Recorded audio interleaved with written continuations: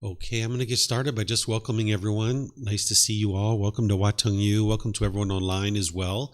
Today is our group learning program, and we're in the frequently asked questions section of our book, where I'm going to be sharing a talk with you after our meditation that's going to help you understand these 11 frequently asked questions that I experience of students asking me of these questions. So welcome to all of you, whether you're joining for the first time or you're joining regularly. The way that we start our class is we start with a meditation. So if you'd like to join along in the meditation, you're welcome to. We start with chanting to ease the mind into the meditation. And the chanting sheets are over there on the cabinet on a laminated sheet. You're welcome to help yourself and get a chanting sheet if you like.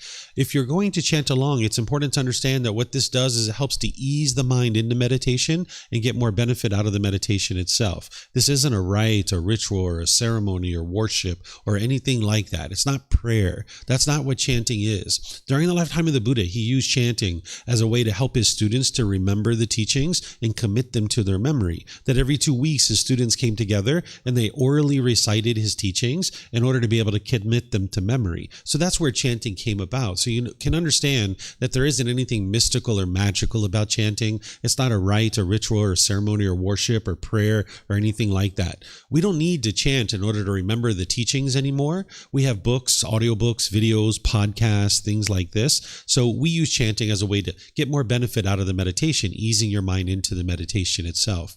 If you read the English translations, you're going to see a lot of appreciation, gratitude, and respect for the Buddha. And because of that, I don't think the Buddha even created these chants. They were probably created by his students either during his life or after his death, because a Buddha wouldn't walk around and say, here, chant these things to me out of respect to me. This would be the ego. This would be arrogance. This would be putting yourself above other people and thinking that you're above them.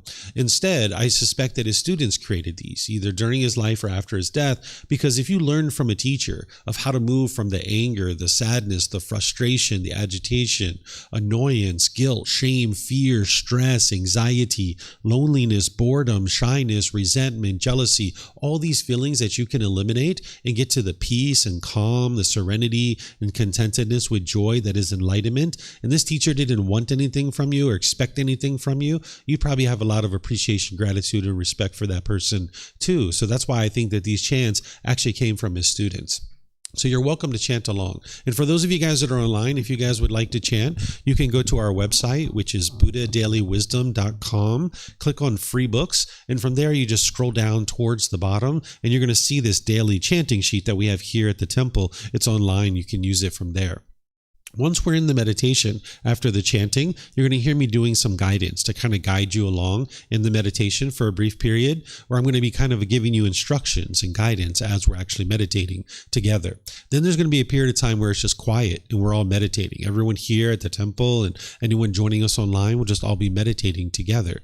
Now, I'm sure you might hear an occasional sound during that time. You might hear a car going by, a bird chirping, a dog barking, or something like this, because you can't be in an environment where it's permanently quiet. It's just not possible. There's going to be sounds. If your mind is craving permanent silence, then when you hear a sound, you'll cause yourself to be annoyed or frustrated or agitated or some other discontent feeling. But if you don't have that and you understand that this sound is impermanent, it's going to arise, it's going to change, and it's going to fade away, then you can reside peaceful and joyful, because that sound of that car going by, it's not permanent. It's going to arise, it's going to change, and it's going to fade away. So during that period of time of quietness, I'm sure you hear occasional sounds. Someone might sneeze or cough or something like that. It happens, and that is just the impermanent nature of the world. After the period of time where we're meditating together, then we're going to come out of the meditation with some more chanting. And then that's where I'll start today's class, where I'll help you guys to understand these 11 most frequently asked questions that students have. And then I'm going to open up to questions that you guys have as well, so you can let me know what you're interested in learning. And then in terms of your body position for meditation, there's 4 positions that the Buddha taught. He taught seated, lying, standing, and walking. And you would learn these different positions at different times in your journey to enlightenment, because your body can't be in the same position permanently. It's just not possible. But oftentimes students are learning in the seated position. So I'll give you guys a little bit of guidance on the seated position, and that way you can make yourself more comfortable. Anything that I share with you, though, in terms of the body positioning, this is all things for you to consider. They're just recommendations because not everybody can sit in exactly the same way. That would be permanence, and we don't live in a permanent world. We live in an impermanent world. So I'll give you some guidance and suggestions, but you need to find what's comfortable for you. So you could be sitting on the floor, you could be sitting in a chair, maybe if you're at home, you're on a bench or a sofa or a wheelchair or something like this. You can sit however you're comfortable. If you are on the floor, oftentimes having some cushions under the rear is nice and soft. It helps you to be able to sit comfortably. And if you're going to bring your legs together in the cross-leg position, just doing that lightly is usually best because it allows the circulation to flow. If your legs are real tight, it can impede the circulation and cause pain in the body. Some people like to put their legs off the mat. This gets the hips up in the air and it lessens the angle at the hips, the knees, and the ankles. So you might even consider doing something like that. In terms of the hands and the arms, the Buddha put his right hand over his left with his thumbs together, and he put this into his lap. So if this is comfortable for you, you could use it. But again, it's not about everyone doing it exactly the same way. There's other options here as well. Some people like to put their palms on their thighs or on their knees. Some people put their palms up. Some people rest their hands comfortably in their lap. So you can put your hands and arms wherever you're comfortable. For anybody who's in a chair or on a bench, a sofa, or a wheelchair, it's the same thing. You can sit however you're comfortable. Some people like to put their feet flat on the floor or lightly cross at the ankles, but you can see me, I'm in a chair with my legs crossed, so this is an option for you as well. And then the hands and arms can just go wherever you're comfortable. In terms of your upper body, the upper body is helpful if it's erect. If the sternum's up and the shoulders are back, this is going to help keep the mind attentive and alert during the meditation, because this is a dedicated, active, purposeful training session where you're eliminating certain unwholesome qualities and you're cultivating certain wholesome qualities. So you need the mind to be attentive and alert during this period of time. So with having the sternum up and the shoulders back, it'll help you to do that. Because if you were slouched, the mind would have a tendency to be dull or lethargic. But if you were real rigid, the mind can be overactive or uptight. So you'd like the upper body to be in the middle where it's erect, and that'll keep the mind attentive and alert, and it'll also help you to breathe in through the nose and out through the nose really easily. So again, if you'd like to join in with the chanting, I'm going to start with that, and then I'm going to come back in with the guidance. So if you'd like to join along, you're more than welcome.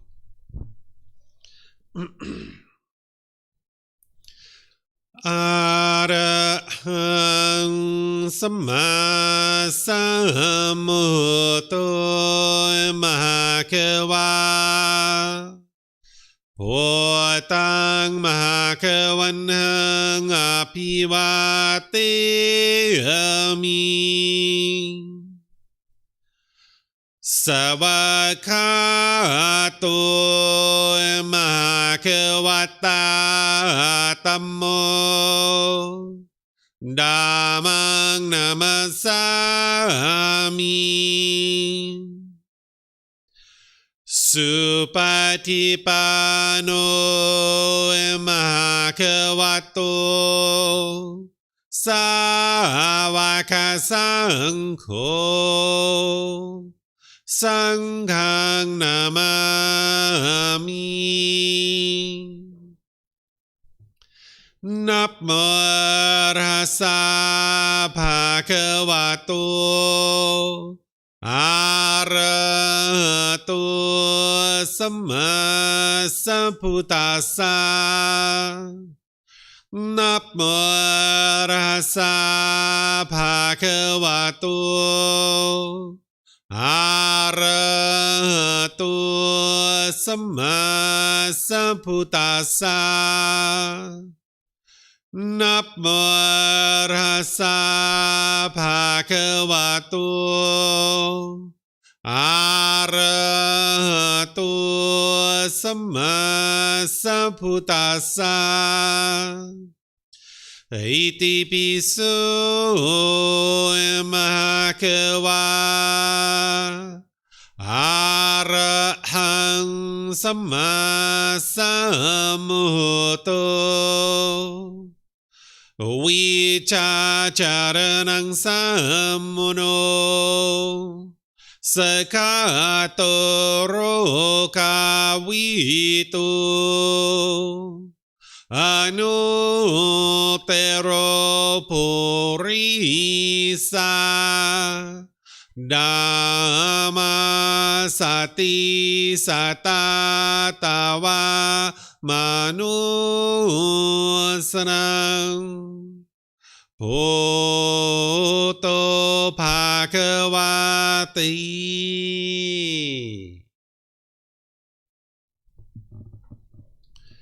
Okay, with the lower body and hands and arms comfortable, and the upper body erect,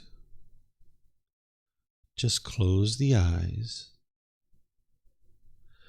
and start breathing in through the nose and out through the nose. Here you're just looking to establish the breath, a nice, natural, steady, consistent breath. Not forced or controlled, just a gradual inhale through the nose, experiencing the full breath. And then whenever you're ready, exhale out through the nose. Breathing in and out.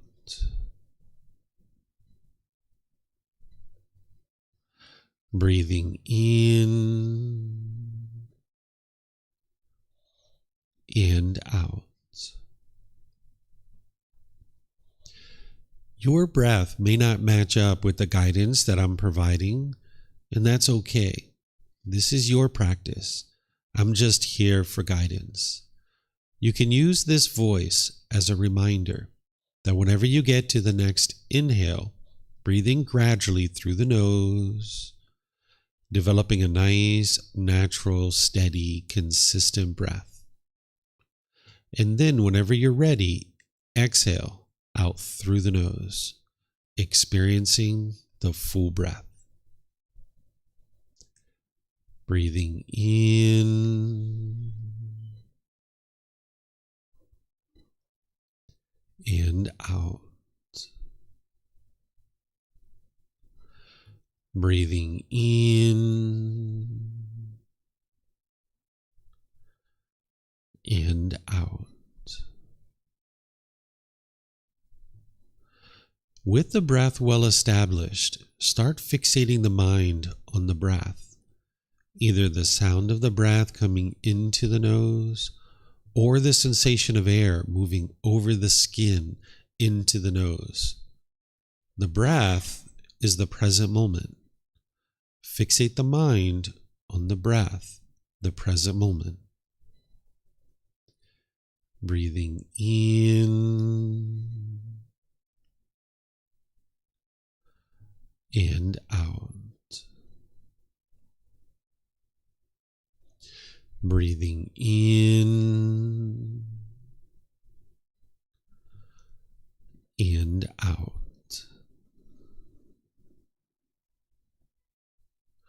With the mind fixated on the breath, whenever you notice that it moves off the breath, cut that off, let it go, and come back to the breath, the present moment.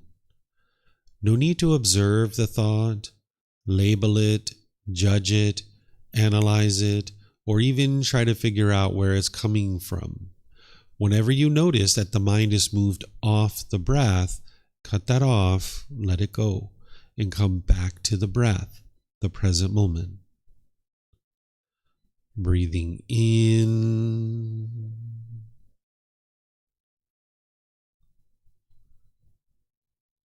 and out.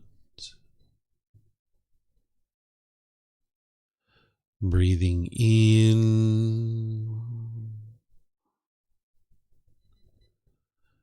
and out. I'm going to be quiet now and let you do this work of focusing on the breath, cutting off and letting go anytime the mind moves off the breath. You have nowhere to go. There's nothing to do. No one needs you right now. This is your time to focus on the breath. Breathing in and out.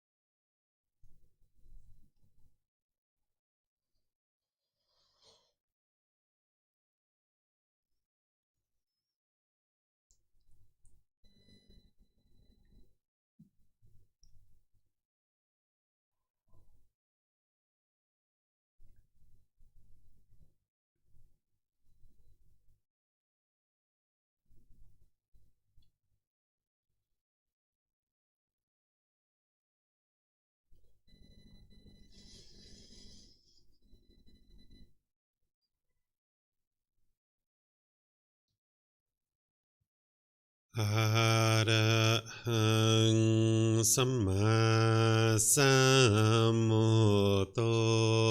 Mahakawa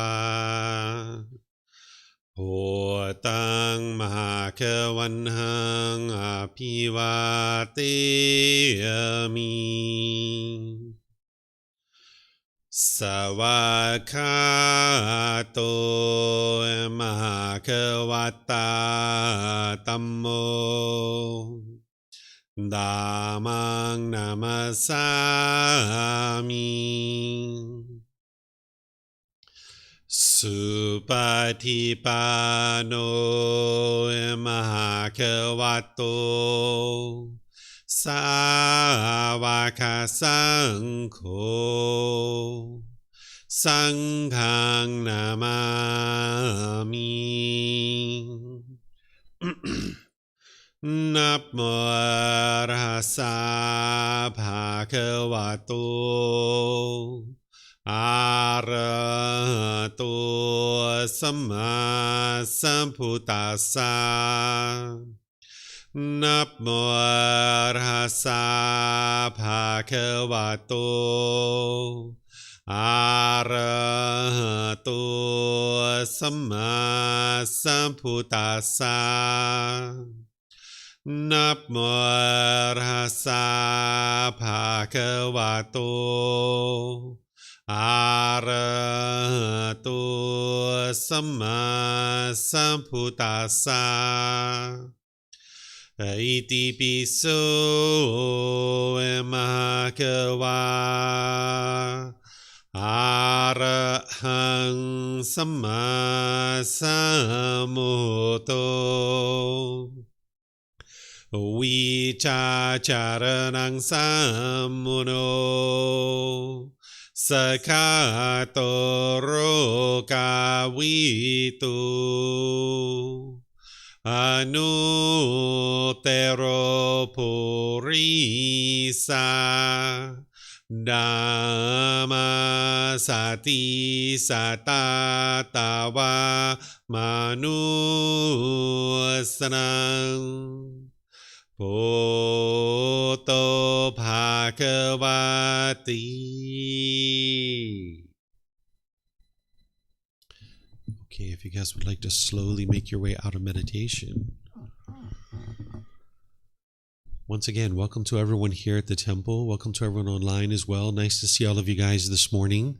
Not sure if you guys are aware, today is probably the biggest Buddhist holiday that exists in the entire year. It's called Visakha Bucha Day. What this is this is the day that the Buddha that was born, that he got to enlightenment, and then that he died, all on the same exact day over an 80-year time frame.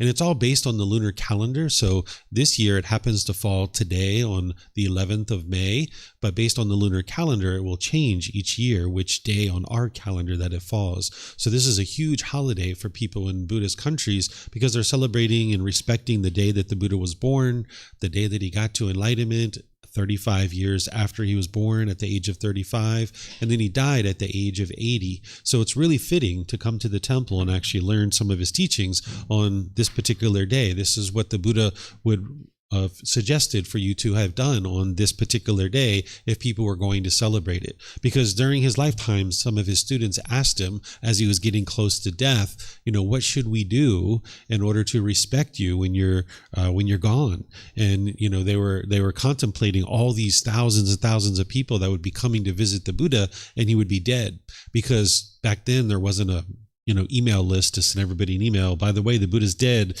If you come here, he's not going to be here. People would just be coming and coming and coming and not knowing that he's actually dead. So they asked him, what are we supposed to do when people come here and you're dead?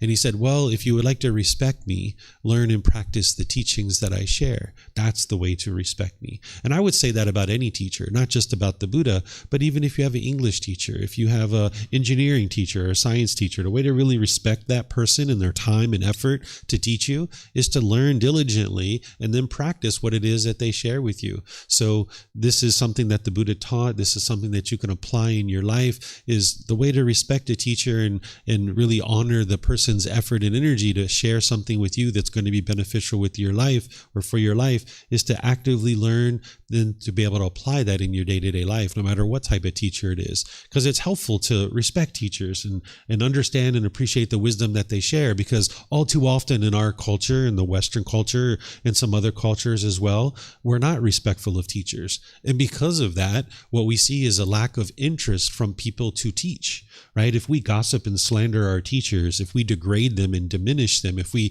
try to demoralize teachers, then less and less people are be interested in teaching. And then now, in a population of people with less and less people teaching, there's less and less wisdom. And essentially, we sabotage our ability to grow and develop into better and better human beings. Well, here in Thailand, they understand wisdom and they understand the importance of wisdom. And therefore, they understand the importance of teachers. So they really value teachers. They really respect them. Whether you choose to do that or not, that's your choice. But that's what the Buddha taught. And that's what you'll see really works, that it helps to bring wisdom into a community. So that might be something that you consider now that you've decided to come to the temple on Visakha Bucha Day, which is the day to respect the Buddha's birth, his enlightenment, and his death, is that, learning and practicing his teachings would be a wonderful way to respect him.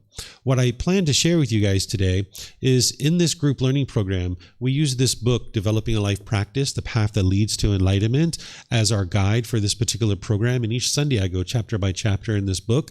And we're actually coming towards the end of this program. It's a 7-month program. We're going to be restarting it on June 1st. So you can actually join this program at any time that you like. And all the resources are free. All the classes and courses and retreats are at no cost. You can even get personal guidance and all these things available to you as well, all from our website. So as I go each Sunday, I cover a chapter in that book, and we're towards the end of the book, which is titled the Frequently Asked Questions section. There's 11 frequently asked questions there that I share that they didn't necessarily fit into any other part of the book, but here at the end, there's a collection of 11 questions. And then I'm also going to be sharing with you today how to determine whether you've attained enlightenment or not. That's also at the end of the book, because I spend the entire book helping people to understand how to get to enlightenment. And then at the very end, I say, okay, this is how to determine whether you've actually attained enlightenment or not. And then also, by the time we get to the end of our talk today, I'm going to be sharing with you the last words of the Buddha, that we have his last words that he actually said. And what a fitting day to actually share those. This just happened to be in our schedule to be able to have this class at this particular time, but you're going to be able to understand what were his last words right before he took his last breath and actually died. So I'm going to be sharing that with you today as well. As we go, you guys are welcome to ask any and all questions. I'm going to be pausing at a few times. And those of you here at the temple, if you'd like to ask questions, we have microphones in the middle of the room in the white bowl right there. You're welcome to get a microphone, press the gray button. You're going to see the lights come on. You just hold it up to your chin and we'll be able to hear you here at the temple. They'll be able to hear you online as well. If you speak here without a microphone, they won't be able to hear you online. And then if you get a microphone, you can just keep it with you, because you might have more than one question, or someone around you might have a question, and you can just share it with them if you'd like. For those of you guys that are online, if you'd like to ask questions, you can put that in the comment section of Facebook, YouTube, or in Zoom. Or if you're in Zoom, you can electronically raise your hand, unmute your microphone, and then we'll be able to hear you here at the temple, and they'll be able to hear you throughout the live stream as well. So I'm going to share all of these teachings with you to be able to help you understand this path to enlightenment. Essentially, what the Buddha did is he figured out how to get to this enlightened mental state. What enlightenment is where the mind's completely peaceful, calm, serene, and content with joy.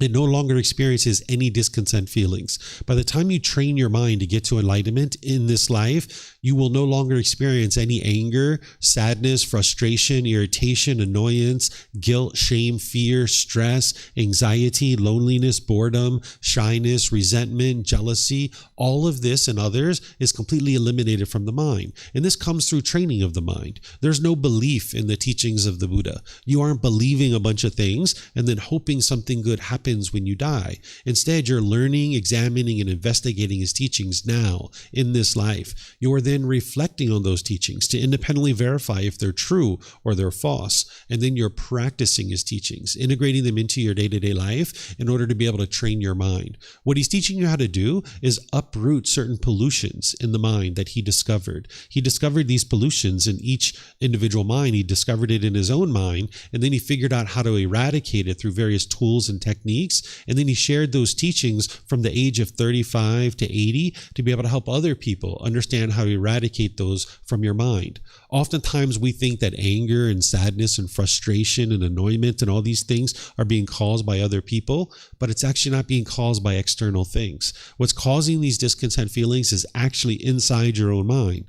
But if you haven't studied these teachings and you haven't independently verified them, you won't understand that. You will believe that it's other people that are causing these feelings. You'll probably firmly believe your mom and dad are making you angry or frustrated, or your brothers or sisters are annoying you, or your boss or your coworkers are frustrating you, or something like this. This isn't actually true. And as long as you go around thinking that way, you'll never actually be able to solve this. So the very beginning of this program, I taught students the Four Noble Truths, helping them to understand what is the problem in the mind, the cause of that problem, the elimination of it, and the path forward. And I'm going to be teaching that again because I teach it many, many times because there's always new students that are coming to learn. If you haven't learned that yet, you can watch the recordings on our YouTube channel, on our podcast. You can read our book. You can learn about this. And I'll be teaching it more as we go throughout the months and years. I pretty much teach this particular teaching multiple times a month. And it's also recorded for you as well. But today we're going to focus on these frequently asked questions that students will typically ask. So the first question that people typically ask me is, how do I become a Buddhist? Right? This is a very common question. Well, the first thing I would say to that is, who determines what is a Buddhist and what isn't a Buddhist? Right? Who determines that? Because Gotama Buddha himself, he wasn't a Buddhist. That term didn't even exist during his lifetime. So who's going to determine what is a Buddhist and what isn't a Buddhist, right? So you've got that to contend with, right? But then also, if you understand the teachings of the Buddha, you understand one of the things that he taught you is not to assign these labels of who you are. Right? Sometimes people want to assign labels based on their culture or their ethnicity or their sexual orientation or their nationality or their job or occupation. Like, I am American, or I am Chinese, or I am Italian, or I am Lithuanian, or I am a Brit, or I'm an Aussie, or any of this I am. The Buddha taught us to eliminate that out of the mind, because if you adopt any kind of label in your mind, if you hear agreeable things about that, you'll feel great. You'll have pleasant feelings. But if you hear disagreeable things, you'll be frustrated and annoyed. You can't get to permanent peace and permanent joy if you assign a label to who you are. So if I have the label in my mind that I am an American, well, when someone says all Americans are lovely and kind and warm and gentle, you'll be like, wow, they're talking about me, and you feel so great. But now at that restaurant 2 tables over, somebody's saying something degrading and disparaging about this American thing that is adopted in one's mind, or Chinese or Italian or whatever else it is that someone might adopt in their mind. And now when they're saying something degrading and disparaging about Chinese people or American people or Australians or British people, now you're frustrated and agitated because your mind is holding on to this identity of this is who I am, and now these people are talking about me, right? Well, if you adopt this identity of I am Buddhist, the same thing's going to happen. When someone says, all Buddhists are lovely and kind and warm and gentle, wow, they're talking about me because that's who I am. I am a Buddhist. But now it's only a matter of time before someone says, all those Buddhist people are going to go to hell and they're going to burn for eternity.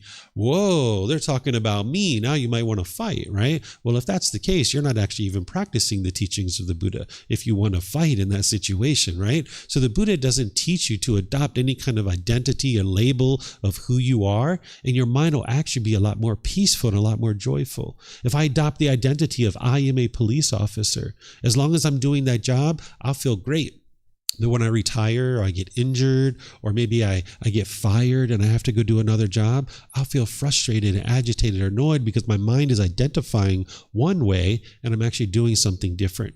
So there isn't any way to determine who is a Buddhist and who isn't a Buddhist. There is no ceremony, rite, ritual, or anything like that. Now, there are people that will tell you that there is. You can go places and they'll say, hey, we're going to do this taking refuge ceremony. And now this is going to determine that you are a Buddhist and now you've been converted to Buddhism. Now, there might be people today that are doing that, but the Buddha didn't do that. And in order to get to enlightenment, you're going to need to get as close to what the Buddha taught as possible. Because if you're doing all these misunderstandings that the Buddha taught, then your mind isn't going to be able to get to the peace and calm, the serenity and the contentedness with joy. So if you adopt this label of I am Buddhist, you're actually putting something in your way of getting to enlightenment. You're going to need to shed that. So even though you might see people talking about rituals and ceremonies and things like this to be able to identify yourself as a Buddhist, I would encourage you to understand that that's not what the Buddha did and that you don't need to do that. What you would need to do is learn his teachings. That's what's going to help you get to enlightenment. Because it's not about who is Buddhist and who's not. It's about, are you doing this inner work? Are you doing this inner growth, this inner development in order to become a better and better human being? Because that's what the Buddha taught. He didn't teach a religion. He taught a path to a better way of life. He didn't come to enlightenment and say, I've discovered a new religion. He said, I've discovered a better way of life. And learning that better way of life and practicing it is what will help you and improve your life. So you don't need to adopt this label of I am Buddhist. Then sometimes people ask, do I need to give up all my possessions, my occupations, and my relationships in order to attain enlightenment? The short answer to that is no, you do not. You can actually get to enlightenment with all of these things. What the Buddha teaches you is to eliminate what's called craving, desire, attachment. This is the longing, the yearning. This is the wanting, the expectation, the holding on to things mentally, craving permanence. Because if you crave permanence and you're holding on to something, wanting it to be permanent, you live in an impermanent world. So as long as you have that thing, you will be happy or excited. You will have pleasant feelings. But when you don't have that thing, you will experience painful feelings like anger, sadness, frustration, and other discontent feelings. And you can't have these things permanently. So for example, starting with that first one, a possession. Most of us have these, right? These mobile phones. If you hold on to this and you hold it and crave it to be permanent, when you have it, you'll feel fine and you'll feel somewhat comfortable, right? And people are messaging you. You get to look at your social media apps and everything. Wow, this is so great, right? But then when you misplace it or someone steals it or you've left it behind somewhere or it breaks, you'll be angry and frustrated and agitated because your mind is holding on to it, wanting it to be permanent, when in reality it is impermanent. So it's not a matter of eliminating your possessions. It's a matter of eliminating the longing, yearning for it to be permanent and understanding that it is impermanent. One time I left my phone at home, and this was many years ago, and I noticed all this fear coming up in my mind, and I was like, whoa, what's going on here? And right away I wanted to turn around and go home and get it, right? But I decided not to, because that's not what's going to solve the problem. The problem wasn't that I didn't have my phone. That wasn't the cause of my fear. The cause of my fear was that the mind was craving for it to be permanent. And I'm not going to solve that by going to get the phone. I needed to put the mind in the situation that it didn't want to be in, which was be without the phone, and train the mind to be comfortable in the situation. So turning around and going to get the phone and grabbing onto it and latching onto it wasn't going to solve the problem. So I needed to go throughout my day, and multiple days. I did this multiple times where I left the house without my phone, and the mind just became more and more comfortable. And then one time I left my phone at home by accident, and I noticed there was no fear, and I knew that I'd let go of the craving, desire, attachment. And then about a year after that, I dropped it and the screen shattered, and I just looked at it and started laughing. And I was like, wow, the phone's impermanent, just like the Buddha said. And unfortunately, my wife had another phone, and I just used her phone instead, right? So it's not that you need to eliminate the possession. You need to eliminate the longing, yearning for it to be permanent. And that's what the path to enlightenment is going to help you to do. And the same thing with your occupation, the same thing with your relationships. These things are all impermanent. You are not going to work at the same place permanently. At some point, you're no longer going to work there. You're no longer going to have that job. But if you crave and hold on to it, wanting it to be permanent, when the company closes, they go out of business, you get fired, you get laid off, or something like this, you get injured and you can't do that job anymore. Maybe you retire. You're going to feel kind of lost and confused in the world because you're holding on to that thing, wanting it to be permanent when in reality it's impermanent. So you can come and go in different jobs and be completely content and completely peaceful. So when you get that brand new job, if you get really excited that you got that brand new job, you'll be excited for a period of time, maybe 3 months, 6 months or so, but then it's going to fade away. And you're going to feel, so dull. Maybe you're bored at this job, right? Or then you could be really excited and really enjoy this job for 3, 4, 5, 6, even 10 years. You might be having so much fun at this job, but then at some point it ends and now you're frustrated and agitated or annoyed. So you need to understand when you get that new job, it is impermanent. You're not going to have that job permanently. So if you allow your mind to grab onto it and get pleasant feelings when you get the job, well, when you don't have the job anymore, your mind's not going to be happy. It's going to move to sadness or anger or frustration. This is why you haven't been able to get to permanent happiness, because your mind is basing its happiness on impermanent things. So if you base your happiness on the sun, well, the sun is impermanent. So when it rains, now you'll be frustrated or agitated or annoyed. Or if you base your happiness on your bank account being here, when it goes here, you'll be sad or frustrated. The only thing that's happened is change. And that's going to happen all throughout your life because of impermanence. So you don't need to eliminate your occupation or your relationships. You just need to learn how to not hold on to them and expect them to be permanent. You're going to have people coming and going in and out of your life all throughout your life. That's never going to change. You're going to have people constantly coming in and out of your life. That is impermanence. But if you hold on to this relationship and you want it to be permanent and you're squeezing it and clinging to it, when this person decides to move or your relationship ends for whatever reason, you'll have a real painful experience. You'll be lonely and bored. You'll miss this person. You'll be sad. You'll be angry. Or when someone dies, the same thing. You'll be sad or frustrated. It's not your love or your care that's causing that. That's your mind craving permanence and wanting this person to be permanent when in reality they are impermanent. When someone gets married and they're going off on the world with somebody else, if you're holding on to this person, you'll be sad and sorrowful. This is why people cry at weddings. This is a great time. Someone's got a new relationship. They're going out into the world with someone else. This is wonderful. Not if you're attached. If you're attached, your mind's going to hold on to this and want this person to be permanent in your life. And now you'll really struggle during that period of time. So you don't need to eliminate these things. You need to eliminate the attachment to them. So that way you can have these things and just understand they're impermanent, and you won't have emotions based on, if I have it, I'll be happy and excited. And if I don't have it, I'll be frustrated, agitated, or annoyed. That's what you need to eliminate, is that craving, desire, attachment for it. Sometimes people ask me, what is reincarnation and rebirth? Are they the same thing? No, they are not the same thing. I'll explain to you what rebirth is, and then I'll explain to you what reincarnation is so that you'll understand what the difference is, and that the Buddha did not teach reincarnation. He taught rebirth. Okay, these are two different things. What the cycle of rebirth is how beings are coming in and out of the world, cycling through the 5 realms of existence of hell, animal realm, afflicted spirits, the human realm, and the heavenly realm. They're being reborn in and out of these realms all the time. It's a brand new body and it's a brand new mind every single time. Essentially, if you have logs on a fire, this is the fuel. And when that fire has fuel, it's going to send off sparks, and those sparks are going to be carried by the wind. And now when this spark lands, it's going to ignite a new fire. It came from this other fire, but it's a completely new fire. So when we talk about rebirth, there's nothing that's actually being reborn. It's actually the cycle of new existence. The word that the Buddha used in the Pali Canon is samsara.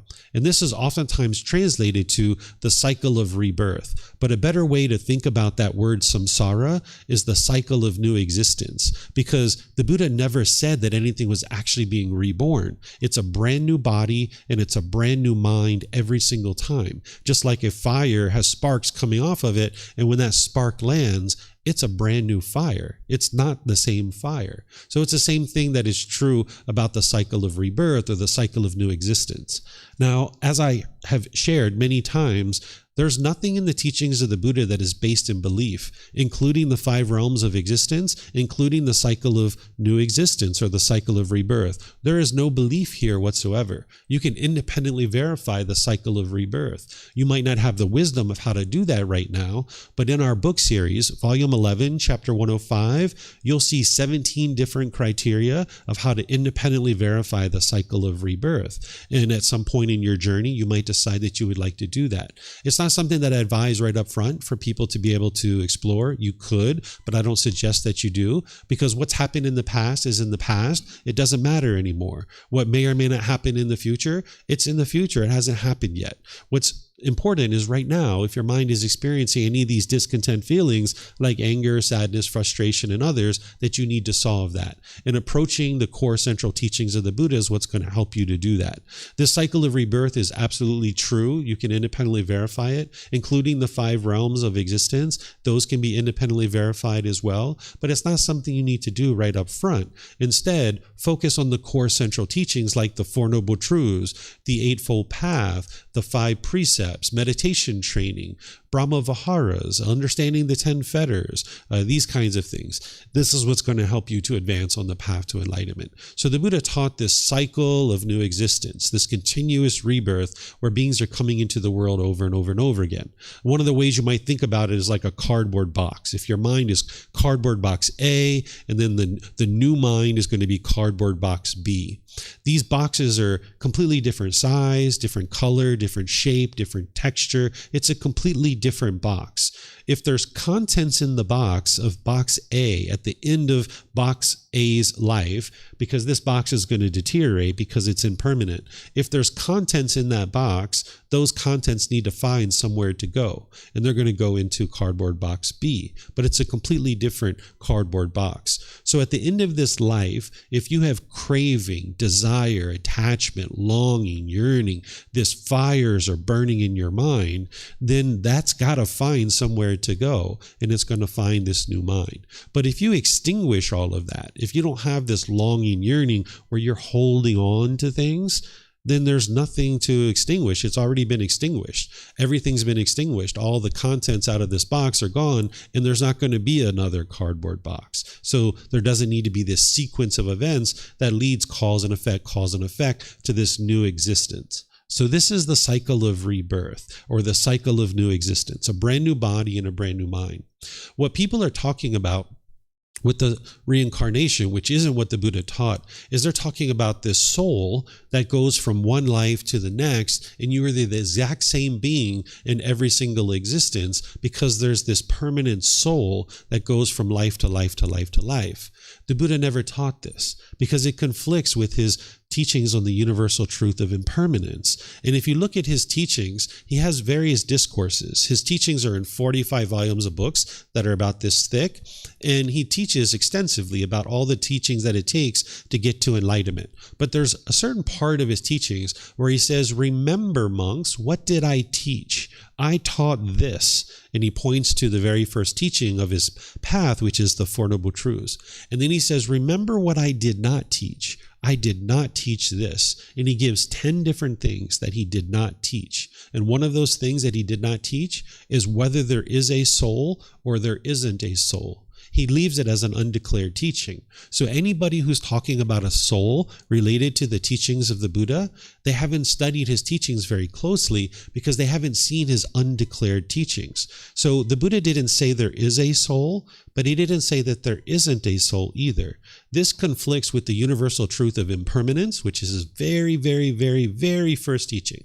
And it conflicts with the universal truth of non-self, which is his third teaching, part of the universal truths, right? So if anybody's talking about a soul related to the teachings of the Buddha, they haven't understood the very first teaching, which is the universal truth of impermanence. So the Buddha never taught reincarnation, that beings are coming in and out of the world and it's the same person, the same being, the same soul. He never taught any of these things, but you'll oftentimes hear people attributing this word reincarnation And what they're talking about is reincarnation to the Buddha.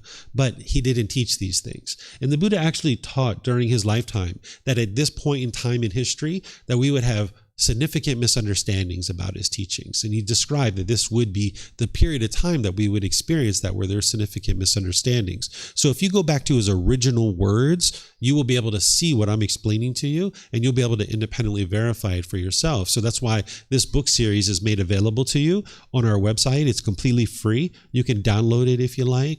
You can take it and go print it yourself. You can get printed versions here by just reimbursing us for the printing cost, or you can order it on Amazon. And that way you'll have access to his original words and what he actually said, so that you're not believing anything and you don't even believe those books. You learn it, examine it, investigate it, you reflect on it to independently verify if it's true or false, and then you practice it, integrating it into your life, and you can observe the condition of your mind gradually improving. Where certain situations where you were once angry and frustrated and agitated, you'll be in those same situations and you're no longer experiencing those feelings or emotions because your mind is completely at ease. It's peaceful and joyful. So reincarnation and rebirth are not the same thing. And the Buddha taught the cycle of rebirth, or what we might say the cycle of new existence. Then sometimes people say, can I be a Buddhist without believing in rebirth? Short answer here, yes. And the other answer is, you don't need to be a Buddhist. Back up to the first one, right? Get rid of that label of I am a Buddhist, right? You don't need to believe in anything whatsoever. Don't believe in the cycle of rebirth. I never believed in the cycle of rebirth. I knew up front that the Buddha taught the cycle of rebirth, but I just set it to the side. I was like, you know what? I don't know if the Buddha's right or wrong on this particular topic, but in case he is right, I'm not interested in coming back to this world, because at that time my life was pretty miserable. I'm not interested in coming back to this world anymore. So just in case he is right, let me learn and see and understand what it is that he's actually talking about. But then as you learn and grow and develop on the path, you can get to a point where you independently verify it. And then you're like, oh my goodness, thank goodness that I actually decided to learn and practice this path, because now as you get closer and closer to enlightenment, you will know that your mind has gotten to enlightenment, because I'm going to show you how to determine if you've gotten to enlightenment or not. And having gotten to enlightenment, your mind will be peaceful and joyful. Your life will be peaceful and joyful. You'll be living the most ideal life ever. And you'll have the confirmation and the reassurance that you're not coming back to repeat it over and over and over again. Because when you're completely peaceful and joyful in your mind for 1 year, 2 years, 3 years, 4 years, you haven't had any anger, any frustration, or any of those discontent feelings, you'll know your mind is enlightened. And at the same time, you'll know that you're not coming back to this world again to experience the anger and the frustration and the bitterness and the harshness, the displeasure that we experience. Now, there's obviously certain wonderful things about the world. And when you get to enlightenment, everything will be wonderful. But if there is birth, there's going to be sickness, aging, death, sorrow, grief, pain, displeasure, and despair. So no need to keep coming back and experiencing that over and over and over again. And there's no need to believe in anything whatsoever, including the cycle of rebirth. I encourage people to set it aside, approach it when it's the right time. We have those 17 different criteria in volume 11, chapter 105. But it's in volume 11, chapter 105 for a reason, because it's not something you need to know right up front, right? So if you focus on the core central teachings, that's what's going to help you to be able to start purifying your mind and getting closer and closer to enlightenment. Then people ask me, what does it mean to take refuge in the Buddha, the Dhamma, the Sangha, and is there a ceremony to do so? Okay, so let's first talk about what a refuge is.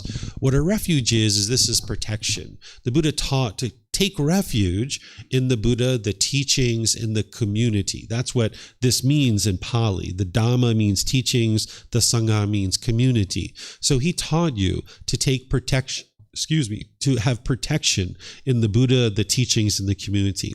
And what he's talking about there is that you're going to ultimately need these three things in order to be able to get to enlightenment. You're going to need to have confidence in the Buddha, which you may or may not have right now. You might even doubt whether this person even lived.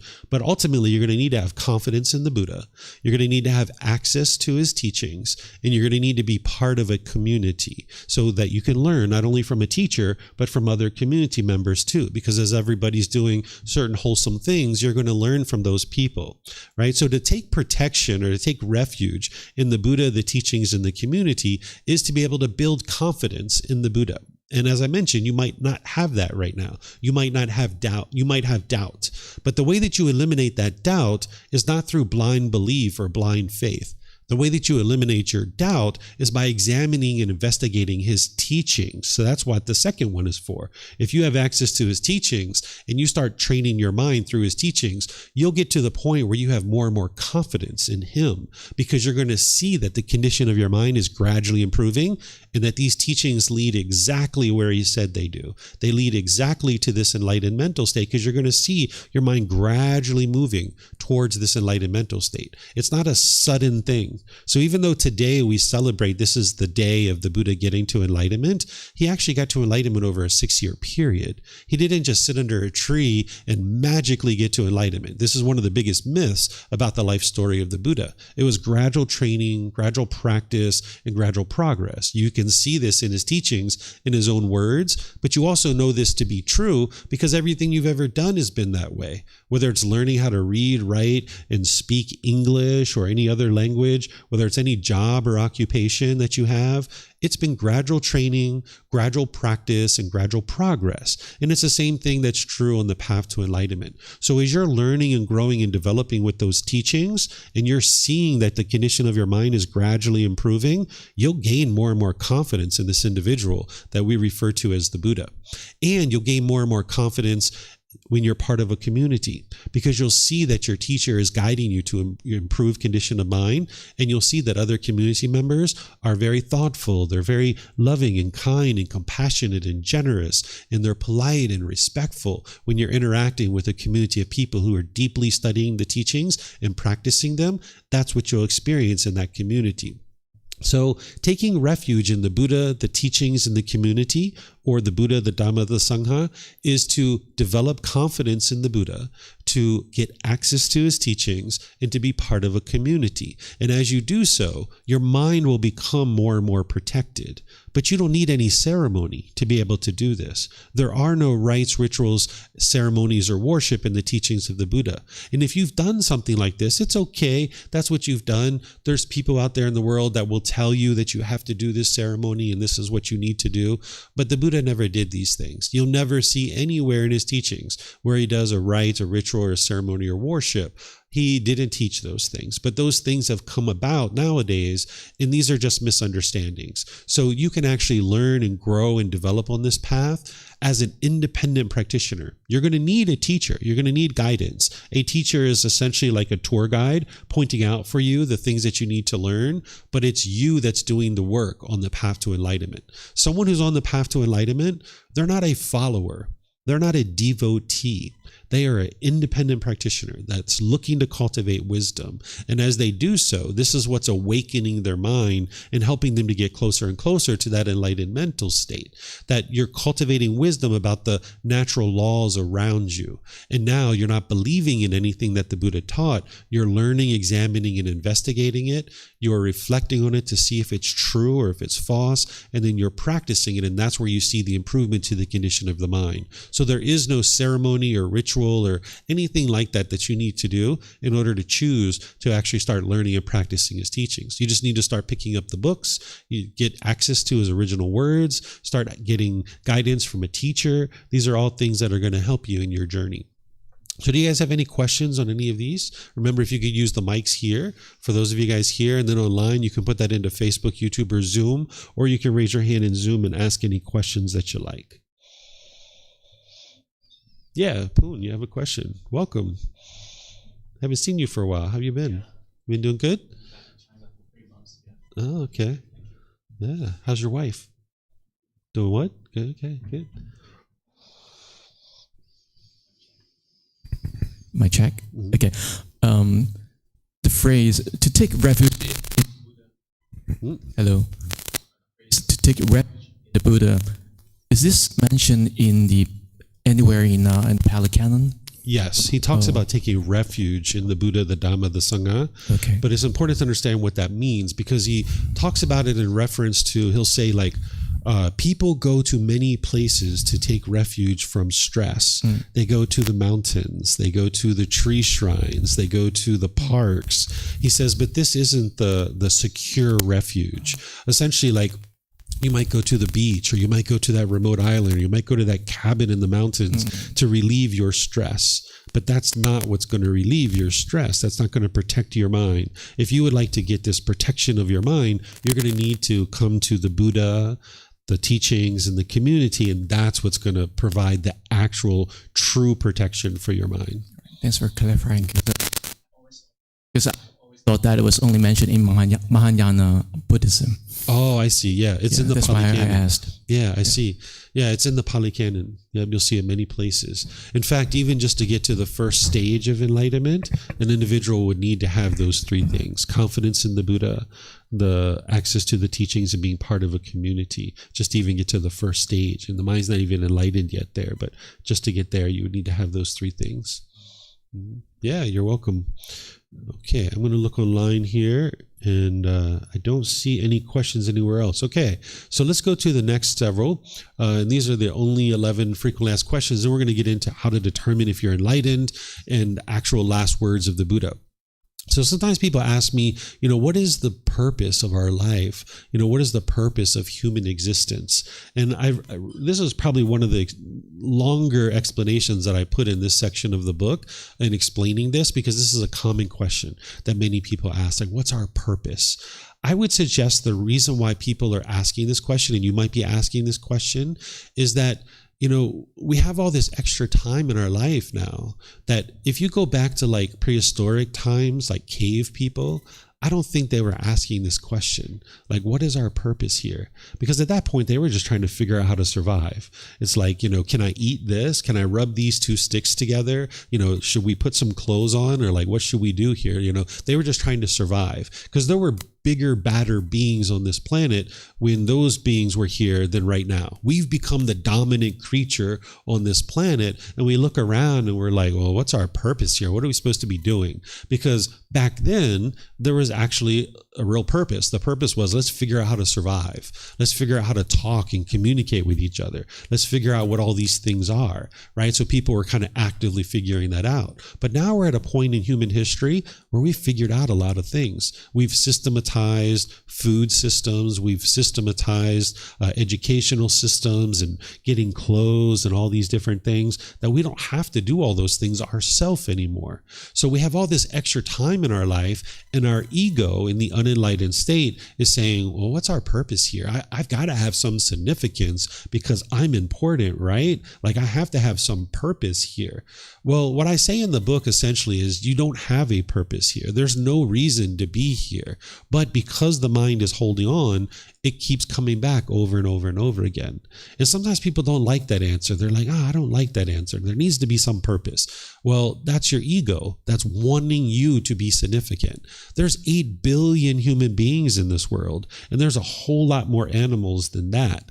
You're just like a little ant in this world, right? But the mind's ego is like, I got to have some significance. I got to have some purpose. Like, give me that purpose, right? So I explained that, in my opinion, there is no purpose. And if you get rid of your ego as part of this path to enlightenment, you will be able to see that there really is no purpose on this earth. But since people usually aren't satisfied with that answer, I go on in this explanation and I say, okay, I'm comfortable saying that there is no purpose. I don't have to sound smart or intelligent or anything like that to give you some grand purpose. But if you're not comfortable with there being no purpose, then maybe you will think about this. Your purpose is to get to enlightenment so that you can eliminate your ego, and then you will be able to see that there is no purpose, that you can get out of here, right? It's kind of like, peace out, brother. I'm out of here. I'm gone. See you later. I'm not coming back, right? Like, of course, you're going to do plenty of wonderful things having gotten to enlightenment and continuing to live your life, that you'll be living the most ideal life that you've put together. But there's no reason to keep coming back over and over and over again and keep experiencing sorrow and pain and displeasure over and over and over again. You can get to the point where in this life, your mind's completely peaceful and joyful. But as long as you're interested in burdening yourself with some purpose, and now you feel like you have to go out into the world and fulfill this purpose, you will burden yourself with this and never feel like you're quite satisfied, because you're carrying around this purpose, this pre-made purpose in your mind. So if I was you, I would just get rid of the whole idea that there is a purpose. But if you need to, Focus on enlightenment. That's your real purpose, is to train your mind, to become a better and better person, to cultivate wisdom, to purify the mind and getting to more and more wholesomeness. And then you can have harmonious relationships with everybody around you. And that'll be plenty satisfying by the time you get to enlightenment. Sometimes people ask me, can I exercise the physical body and still attain enlightenment? Where this comes from is that the ordained practitioners don't typically exercise. They could. There's nothing that would stop them from doing so. But over the years, they've adopted the thinking that they can't exercise. And when I'm talking to the ordained practitioners, they say the reason why they don't is they feel like if they exercise, they would burn more calories and it would put more burden on the household practitioners to provide them food. So they choose not to exercise. But now what we've got a population of ordained practitioners that are struggling with things like diabetes and obesity and things like this. So now they're starting to implement some exercise little by little. They're starting to put gyms into the temples. But because of change, there's some people that, oh no, the monks can't exercise. They shouldn't be exercising. Well, if I was an ordained practitioner, I would surely exercise, because that's what the Buddha did. He went on these long, long walks, these long journeys, right? During the lifetime of the Buddha, as a household practitioner, we didn't really have to exercise because we were busy in the fields. We were carrying water back and forth to the well. We were carrying big sacks of seeds out to the field to plant these seeds. We got plenty of exercise, where for us, we need to make a concerted effort to exercise. So there's no harm in exercising. In fact, it produces beneficial results. And if you're exercising a few times a week, this is really wise. While this body is impermanent and it's going to be constantly changing, and you're not going to be able to maintain your health permanently because this body is slowly deteriorating, it makes wise sense to be able to make decisions to take care of this body as best we can. Knowing that it is going to gradually deteriorate over time, we can try to kind of lessen that curve. So instead of like going down into lack of health, we can kind of ease that curve to make it more gradual. So there's no harm in exercising. The thing that people have challenges with is they might have some conceit around their exercise, where now you're going to the gym, you're looking in the mirror, you're kind of checking out your muscles, you're kind of checking out the other people in the gym, kind of judging yourself to see who's better, who's lifting more weights. Oh, look at me, I've got all the extra weight. They're not even lifting that much weight. Look at me, I'm so great. That's the conceit. That's the ego. That's what you'd like to get rid of. You don't need to get rid of the exercise. You just need to get rid of the ego or the conceit around the exercise. And you need to get rid of any attachment to the exercise. Sometimes if people exercise, say, every day at 8 a.m. in the morning, they might be doing that regularly, right? But then if they miss their workout for some reason, they're grumpy and they're irritable. This isn't a biological thing. That's not what's creating the grumpiness and the irritability. What's creating that is the mind is craving permanence. They've been regularly working out for 8 a.m. every single morning, and now when they've missed it, their mind isn't getting their attachment fulfilled. They're not getting their craving fulfilled. So now they're grumpy and irritable because they haven't gotten that. Or the other thing you can do is, if you're used to working out, you might see other people who aren't working out, and now you might look down on them. Again, this is the ego. So you don't need to eliminate the exercise, because that's wise if you're choosing to do that. Some people might choose to exercise. Some people may not choose to exercise. That's impermanence. But if you do choose to exercise, you can surely do that and still get to enlightenment. You just need to do it without ego and looking down on people and boasting yourself up so big, and understanding that this is impermanent, that you're not going to be able to exercise permanently. You will get to a point in time where the body is unable to do that, in terms of, you're not going to have this rigid schedule of every single day I'm going to exercise at 8 a.m. This just is impossible because of the universal truth of impermanence. And if you're not attached to your workout, you can maintain your joy whether you exercise or whether you don't. If you're attached to this activity, if you exercise, you'll be happy. And if you don't, you'll be frustrated and agitated. But you can get to a point where you can be joyful and happy regardless of whether you exercise or not. Then sometimes people ask me, is medicine and medical procedures for the body an attachment?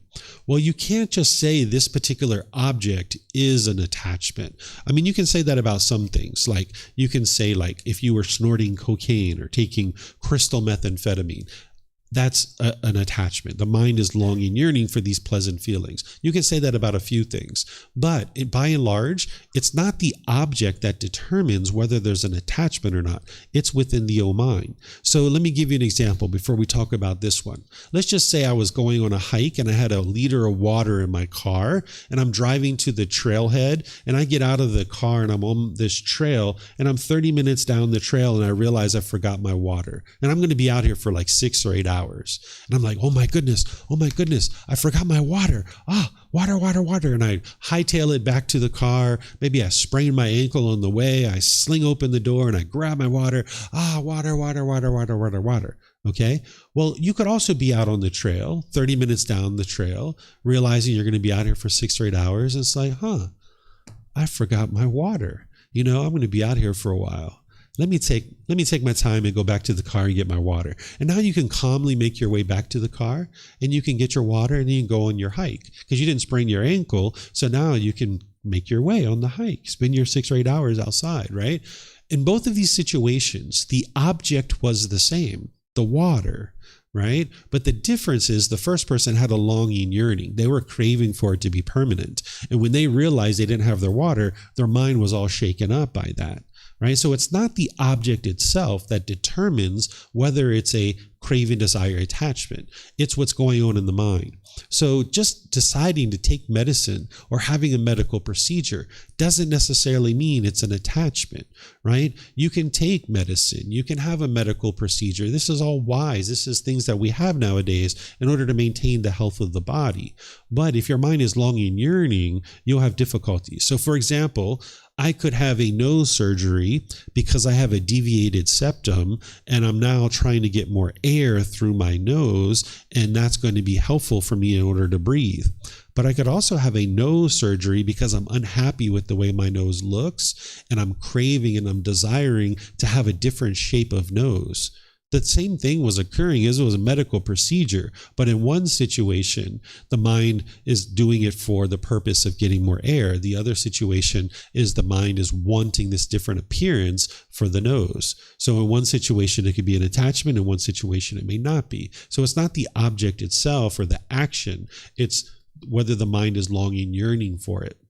Same thing with medication. You could have medication that is helpful, maybe a headache medication. Maybe you have a headache and you need to take that particular medication. I would encourage you to look at why that headache is occurring. Is there a lack of water? Is there poor nutrition? Is there lack of sleep or something like this? You need to look at what the cause is, because if you just rely on the medication, you're not getting the insight to what's actually causing it so that you can fix it. But nonetheless, if you take a headache medication, you can do that without a craving, desire, attachment. A pain reliever, right? But there's also some pain relievers that you can actually get addicted to, and you're taking it, multiple times a day, and people are taking it maybe in order to produce some kind of heedlessness in the mind. So you need to pay attention to these kinds of things. So it's not black and white with these kinds of things. And the more you understand what a craving, desire, attachment is, you understand that it's not the object itself, it's what's going on in the mind, longing, yearning for it. Sometimes people ask me, what are the significance I can apply to dreams? They want to know what's going on in their dreams. They might have had a certain dream and now they want to get that dream interpreted, right? Well, I would say that by and large, you can just disregard your dreams, because if you are looking for purpose and meaning in your dreams, each person you talk to is going to give you a different meaning, right? And usually what people do is they kind of shop around until they get a meaning that they actually agree with. And now they're like, okay, I'm going to adopt that understanding of what my dream means. But you could talk to 3, 4, 5, 10 different people and get different stories from everybody. Nobody can interpret your dreams. If you're having dreams, this is just the mind being creative while you're sleeping. And by and large, when you wake up from a dream, you can just forget that you even had it, because it's not true reality. It's a dream, right? It's not telling you anything.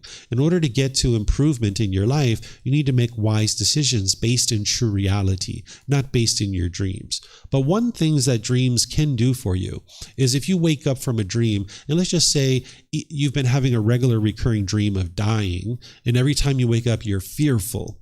and you're having this fear of dying. Well, that tells you that you're attached to this world and you need to let go of that attachment. And that's what's going to let go of your fear. That's what's going to eliminate your fear. So you could use it for insight in that regard. Or say you have an ex-boyfriend or girlfriend and you keep waking up thinking about this person over and over and over again. And you're angry every time you wake up having thought about this person. Well, that shows you that your mind is still holding on to that person and it hasn't let go. So in terms of understanding your dreams and getting some benefit out of them, you could use them for this reason, is to be able to see what is your mind still holding on to and what do you need to let go of. But in terms of like, oh, am I going to get rich? Am I going to get wealthy? Is my boyfriend or girlfriend going to come back to me? What does this dream mean? These kinds of things. I don't suggest you dive into that, but you can use it as insight to what is my mind still holding on to. People ask me, why is enlightenment permanent? Right? Because they learn about the universal truth of impermanence. And then when they hear me say that enlightenment is permanent, they don't understand typically. Well, what the Buddha taught is he taught that all conditioned objects are impermanent. He did not teach that everything is impermanent. He said all conditioned objects are impermanent. What a conditioned object is it arises, it changes, and it fades away. And then he taught that unconditioned objects do not arise, do not change, and they do not fade away. So these are two different types of objects that are in the world. Because remember, the Buddha is teaching you how the world is. He's not teaching you the way the world should be, with rules and commandments that everybody has to follow. He's teaching you the way the world is. And when you understand the way the world is, you will navigate the world more peacefully. So if you understand that there are certain objects in the world that are conditioned, that arise, change, and fade away, this is impermanence. But then you can understand that there's unconditioned objects that do not arise, they do not change, and they do not fade away. Anything that you can see, hear, smell, taste, that comes in contact with the body, or any thoughts or ideas that go through the mind, these are all conditioned objects. They will arise, they will change, and they will fade away. And remember, don't believe me. You can independently verify this for yourself. Look around the world. Do you find anything that you can see, hear, smell, taste that comes in contact with the body, or any thoughts or ideas that go through the mind that are permanent? You can see that this body is impermanent. It's constantly changing. Your relationships are impermanent. They're constantly changing. Your bank account is impermanent. It's constantly changing. The weather is impermanent. It's constantly changing, right? You can look around the world and see things are constantly changing. The number of people here is constantly changing. People are coming and going, right? This is a change. This is impermanence. So anything you see, hear, smell, taste, that comes in contact with the body, or any thoughts or ideas that go through the mind, those are all impermanent. They are conditioned objects. But then these unconditioned objects that do not arise, do not change, and don't fade away, those are permanent. When you're in the unenlightened mental state, you have certain conditions in the mind that are causing feelings to arise, change, and fade away. Namely, you have craving, desire, attachment, the longing, the yearning, wanting things to be a certain way. And when your mind grabs on to the sun, wanting it to be permanent, well, then when it's gone, you will be angry or sad or frustrated or irritated or some other discontent feeling, because you're having conditional feelings. These feelings arise, they change, and they fade away. When you purify your mind of these conditions, when you eliminate the pollutions of the mind, your mind is now unconditioned. And when you have an unconditioned mind, you will have unconditioned mental qualities that do not arise, that do not change, and that do not fade away. So all the qualities of enlightenment, they are permanent because they're unconditioned. There's no condition that is producing it. The happiness that you experience right now, it is conditional. It's based on the sun. It's based on your bank account. It's based on something. And because that thing is impermanent, your happiness is impermanent. But when you get to enlightenment, your mind has been trained to no longer base its feelings on some condition, because your mind is now unconditioned. You've purified the mind of the conditions that are causing the anger and the sadness and frustration. So getting to this unconditioned mind, the mind will now experience unconditioned mental qualities of things like peace, calm, serenity, contentedness, and joy, the cheerfulness, the brightness, the radiance in the mind being uplifted. So in the unenlightened state, when your mind is conditioned, you'll wake up in the morning and be grumpy and irritable because maybe you didn't get enough sleep. An enlightened being will wake up in the morning, they'll be cheerful no matter what, no matter how much sleep they got. They will be cheerful and joyful. They'll wake up that way all day long. They will be cheerful and joyful, and they will go to sleep cheerful and joyful. It's impossible for their mind to experience any kind of anger or frustration because their mind is unconditioned. There are no pollutions in the mind. There are no conditions that are causing conditional feelings to arise, change, and fade away. So the enlightened mental state is a permanent mental state because the mind's been purified, it's unconditioned, and their qualities do not arise, they don't change, and they don't fade away because that happiness is not based on anything. The mind is just happy. So in the unenlightened state, there's this condition is met, and this condition is met, and this condition is met, and this condition is met, and this condition is met, and then I will be happy. If it's sunny outside, if my mom and dad does this, if my boss does this, if my bank account is this, then I will be happy. But by the time you get to enlightenment, all of that's been wiped away. You can be happy no matter what your bank account is. You can be happy no matter whether it's sunny or rainy or what have you. No matter what your mom or dad do, you can still maintain your happiness because you're not basing your happiness on what other people do.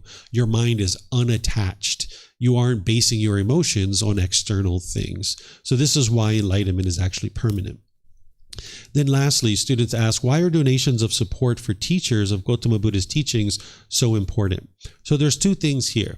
The one thing is that the Buddha taught this mutual support in the continuation of his teachings in the world. Having the teachings of a Buddha in the world is one of the best things that can ever happen for the world. Having the wisdom of the path to enlightenment so that human beings can evolve beyond anger and sadness and frustration and all these other discontent feelings, that's the very best thing for all of humanity. You could think of it like an evolution of our species. Just like lizards or snakes or other animals evolve into a better and better species, human beings can do the same thing as well. We don't have to have anger and sadness and frustration. We can opt out of that. So by supporting the teachings of the Buddha, whether it's helping to pay for the electricity or the water or meditation cushions or all the things that people need in order to be able to provide the teachings of the Buddha, this helps to continue the teachings in the world to make them available for more and more and more people. And now more and more people can gain that wisdom and we can evolve as a species. And whether someone chooses to practice generosity to support the teachings of the Buddha or not is up to them. That's a choice for them to make. When people come to the temple or when people come to learn, there should be no expectation of anything in return from the students. If a student would like to support what's going on at a temple, then great, that's their choice. But it should never be expected or required by any of the people that are at the temple, whether it's the teacher or other people, because the teacher should be sharing with generosity. There shouldn't be prices on our courses, because as soon as we put a price on our course, that means people that are disadvantaged in the world and can't afford that, that means they're not going to be able to get access to those teachings. And if a teacher has loving kindness and compassion for the world and would like to see the world to become a better and better place and help all beings, then as soon as you put a price tag on a class, you're basically making sure that these people that are disadvantaged can't get access to that. And those are the people that we could say probably need the teachings the most. The people that are struggling in the world to even have food or clothing or shelter and things like this, those people need the teachings the most. So as soon as we put a price tag on our courses, then those people are locked out. They're blocked out of being able to get those teachings. So the way a loving and kind and compassionate teacher, in my opinion, would share the teachings is without any prices whatsoever, making them available to everybody at no cost and without any expectation of anything in return. But while they're offered at no cost, there is a cost to share the teachings. There are things that need to be paid for. So there are certain students that do have the ability to provide support. And as they do, we're always very thankful and very appreciative that an individual chooses to do that because it allows us to continue to share the teachings. So if somebody would ever like to share their time, effort, energy, or resources to help us, we're very appreciative, but just know that there's never an expectation that you would do that. You're always welcome to come and learn at no cost whatsoever. You, your family, your friends, and everybody. The second reason why the Buddha taught generosity as it relates to the continuation of his teachings is that it helps you to actually get to enlightenment. The way that it does that is that craving, desire, attachment within your own mind is going to produce a certain level of selfishness in your mind. Your mind's going to be holding on and craving permanence and wanting things to be a certain way. It's kind of like an animal hoarding its resources, that an animal will kind of hoard its food, and then when another animal comes close by, it'll growl and roar at that animal, right? This is what a human mind does in the unenlightened state. We are not animals, we are human beings, but the unenlightened mind tends to function like an animal. It'll kind of hoard things. It'll be somewhat selfish. It won't be interested in sharing with other people. It will want things to be self-satisfying all the time. So when an individual is practicing generosity, which is just one of the practices that the Buddha taught, you're giving and sharing with the people around you, this is going to train your mind to eliminate craving, desire, attachment. Craving, desire, attachment is the cause of discontentedness. So when you're eliminating craving, desire, attachment in whatever way, meditation or otherwise, it's actually helping you get closer and closer to peace and joy. So you're going to need to practice generosity in lots of different parts of your life in order to be able to get to enlightenment. But it doesn't have to be an extensive amount of generosity in terms of the quantity, right? Or the amount of your particular generosity. You're going to need to share and practice generosity with your parents and your siblings and your coworkers and your neighbors and even people you don't even know, right? Those are things that you're going to need to do. Sharing your time, effort, energy, and resources without any expectation of anything in return. And the Buddha teaches you to do this frequently every single day, that you're practicing some level of generosity. But you need to find the middle way with your generosity, because if you were practicing generosity extensively, you wouldn't have the resources that you need to sustain your life. But if you were never practicing generosity, you're going to be quite selfish there. Your mind's going to be holding on, and you're not going to be able to train the mind to let go. So you need to find this middle way where you're sharing your time, effort, energy, and resources without any expectation of anything in return. And frequency is actually more important than the amount. So for example, if you were going to give $500 a year to an orphanage, it would actually be better for you to give $1 a day, because your mind's having to let go each day. And that's frequency is going to help your mind more. Or say you would like to donate, I don't know, we'll use Thai currency, say 100 baht in a day. Then you would like to give like 10 or 20 baht to each little donation box that you see around Thailand, maybe like in Lotus or 7-Eleven or at restaurants and things like that, because your mind's having to let go maybe 5 or 10 times throughout your day. And this is really helpful for your mind to let go. The frequency is much more important than the amount. But you need to be able to practice generosity without any expectation of anything in return. If you're standing there holding the door, waiting for somebody to go in, and you're expecting them to say thank you, and they don't say thank you, you'll be frustrated, you'll be agitated or annoyed. This is the mind craving permanence, wanting everybody to say thank you, when this just isn't possible. Maybe when you walk through the door, you say thank you, and that's your practice, and that's excellent. But some people are going to be so engrossed in their thoughts and what they want out of this store that they're not even going to see you standing there. So if you're holding that door or you're giving away resources to other people, you need to do it without any expectation of anything in return, not even a thank you. And that is because your goal, practicing generosity, is not to get something from other people. It's to enhance the quality of your mind. If you still want something from other people, and that's why you're giving them this thing, then you're not practicing pure generosity yet. So you'd like to get to the point where you're practicing pure generosity. So you're going to need to practice generosity in multiple directions, because it's going to enhance the quality of your mind.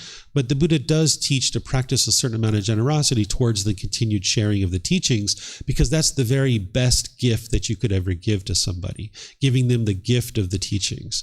If you had button A, where your family would stay angry and bitter and harsh and hostile for the rest of their life, or you had button B, where they could be peaceful and joyful for the rest of their life, which button would you press? Button A or button B? Well, what button would you press? Button A? Stay bitter and harsh and hostile the rest of their life? Is that what you would like to see? Button B, right? That's the button we'd probably press, but it's not a button, unfortunately. Wouldn't that be great if we could just press a button and everybody would become peaceful? people need to do the work. They need to do that inner work. And when the teachings are made available to people, then they can actually do that work. But if the teachings aren't available, if we're not supporting these in our community, then they're not going to be able to become available for people. So that's why the Buddha taught to help his teachings to be able to be shared in the world so people can get the real help that they need. So do you guys have any questions on this? Yeah, you have a question? There's microphones right there. It looks like we have some on Zoom as well. Hello. Thank you so much for the sharing. I might go back to the 10th question about the permanent enlightenment. As you mentioned, that the path to reach the enlightenment is we need to purify our mind consciousness, say maybe the pure consciousness. And you mentioned that in the enlightenment state, we're like peaceful, stillness, joy, and you say it's like unconditional and it's permanent. So can we say it's also the state of our true self?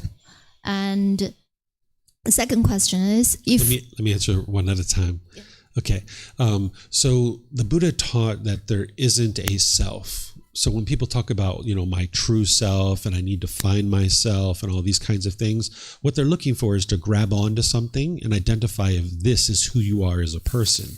So the mind's typically going to be grabbing onto the self-image, which is like the body, or it's going to be grabbing onto the self-identity, which is in the mind. Like, I am Chinese, or I am this, or I am that. I am friendly. I'm kind. I am a great tipper. I'm this thing. So the Buddha teaches you that there is no self, that there is no true self, that the mind's going to keep wanting to grab onto something as a self. But as long as you do that, the mind's still clinging and you're not going to be able to get to permanent peace and permanent joy.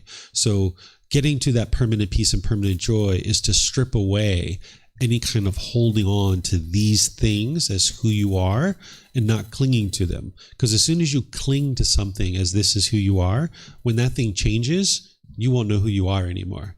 And you'll feel less of a person and you won't feel whole. Yeah, that makes sense. But also I'm a little... Your mic went out, I think. Mic's impermanent too. Yeah, it's impermanent.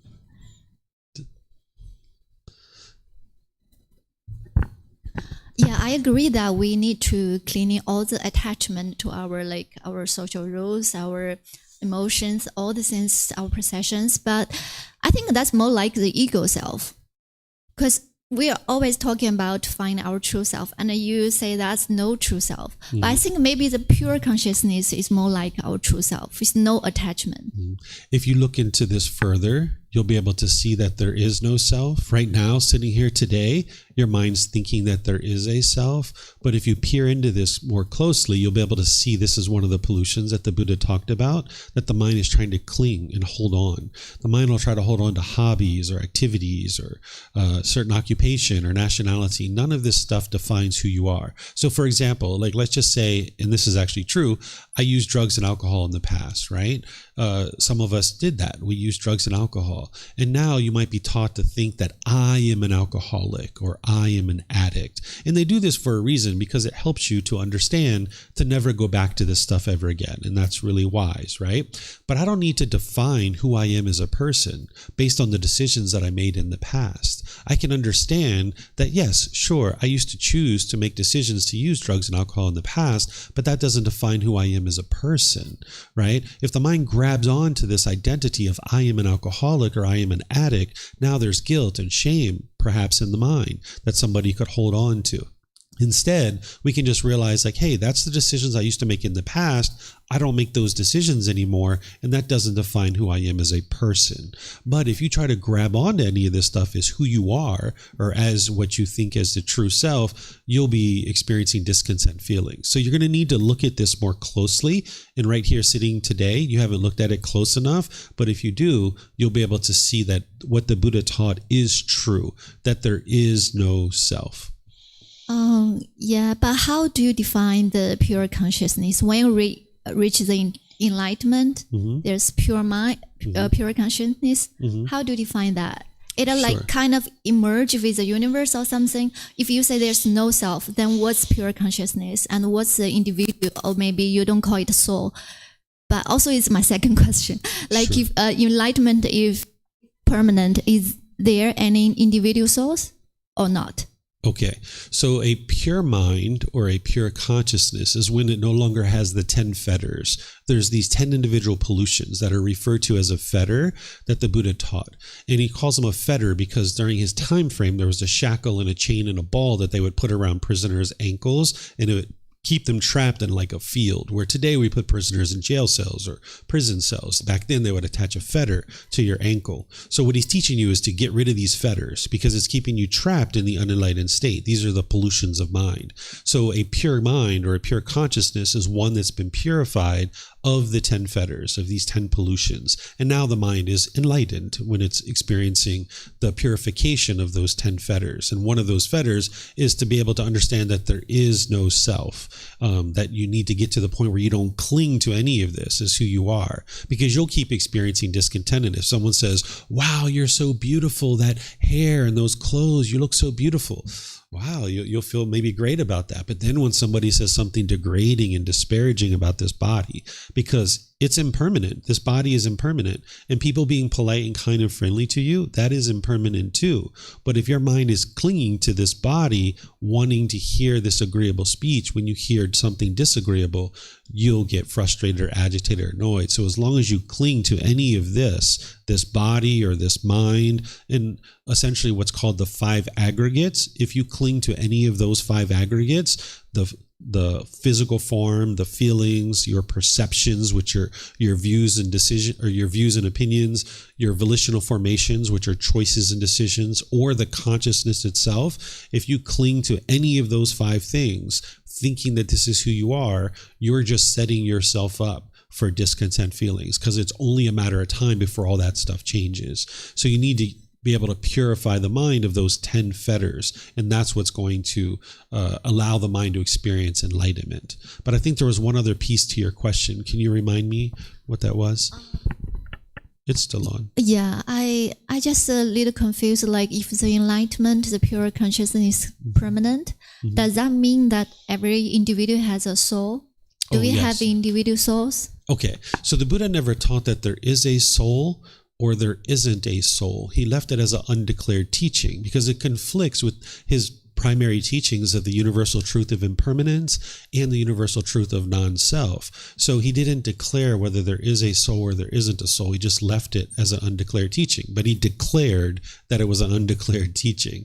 So he doesn't teach that there is a soul or there isn't a soul. But people talk about souls all the time, but if they are, they're just not being able to look at the truth, because there's no tangible evidence that we have a soul. There's no tangible evidence that we don't have a soul. So this is something that the Buddha left as undeclared. And one of the things that I heard you mention too in your questioning, you were talking about the universe. Sometimes people, in the past, people would talk about God a lot and how God was controlling the world. And now people have walked away from that. And now they talk about this universal power, this universal entity. There's no entity like that is controlling what you experience on a day-to-day basis. It's not the universe that's determining what you experience on a day-to-day basis. It's your own decisions. But people tend to look to these kinds of things thinking that this is the case, but they're not investigating it to be able to see for themselves what is true reality. True reality is that what you experience is based on the decisions that you make, not anything external. Thank you so much. You're welcome. Yep. More questions? If you could turn off that mic that you have there, then we'll get feedback. Is it on? This one that this young lady had is working really well. So I also have 2 questions. One is the relation between crave and motivations. So if there's no attachment and no craving for permanence, and how can the motivation come from? Sure. And how to repair relationship, for work, these things we still live in this world. Sure. So what the unenlightened mind is used to is it's used to being motivated based on its craving, desires, attachments. Because what the mind wants in that situation is pleasant feelings. It wants that happiness. It wants that excitement or that elation. So it will chase things based on its craving, desire, attachment because it's trying to get to those pleasant feelings. And if it gets what it wants, it gets those pleasant feelings. But if it doesn't get what it wants, it gets the anger, the sadness, it gets the painful feelings, right? And this is no way to live life because your mind's going up and down and up and down. It just keeps chasing. And also, if you were over here where you had no motivation, no ambition, no enthusiasm, you're dull and lethargic and lazy, that's not a good place to be either. Those are two opposite sides of the spectrum. But what the Buddha is teaching you to do is to come to the middle way. He's inviting you to be able to understand and practice this middle way, where you gradually pursue things through wise decision making, that you can learn how to enjoy something without a conditioned, pleasant feeling. This is something that the unenlightened mind doesn't know how to do. It only knows how to chase and get these pleasant feelings, or it will be all the way over here on the other side where it's dull and lethargic. There is a middle way that the mind needs to be able to see where you can gradually pursue things as a goal, objective, or interest. And what a true goal is that whether you accomplish that or not, you can maintain your joy. You can maintain your happiness. What people are often doing is they're setting what they think is a goal. They will pursue it. And if they get it, they're happy. And if they don't get it, they're sad. That's not a goal. That's a craving, desire, attachment masquerading as a goal. A true goal, if you're 80% of the way there, you can maintain your happiness. And you can look at it and you're like, 80% of the way to my goal. What am I going to do here? Well, I could extend my timeline, give myself more time to get this, or I could add resources to be able to help me be able to accomplish this goal. Or you know what? 80% is just fine. I don't need to go any further. This completely satisfies what I need and I'm completely fine, right? So in that situation, you're pursuing a true goal through wisdom. And here you can have ambition and motivation long term. When you're pursuing things as a craving, desire, attachment, you'll burn out. That's what people call burnout, right? That you'll push and push and push and push and push and push. And eventually your craving, desire, attachment will burn out and you'll be unmotivated because you're not getting the pleasant feelings that you wanted. So the individual will ultimately swing from that all the way over here where they'll be dull and lethargic. But when you're pursuing things as a goal, as an objective or an interest through wise decision making, you can do that all the way to the end of your life. That's why the Buddha was able to teach from the age of 35 to 80 because he was doing it through wise decision making. If he was doing it through craving, through longing, yearning, that would have burned out and he wouldn't have been able to sustain his teaching all the way through the end of his life. So that's what you can do in your life too. But you just need to learn how to do it because the mind doesn't know how to do that in the unenlightened state because it's untrained and undisciplined. So would you say it's an approach to pursuing goals? I'm sorry? Would you say it's an approach to pursuing the goals? Approach. Oh, there is an approach to pursuing goals? Would you say all this you've said is an approach to pursuing goals? Yeah, this would be the best way to actually work towards a true goal. Whereas if you're longing, yearning, and you're chasing, that's not a true goal. That's a craving, desire, attachment.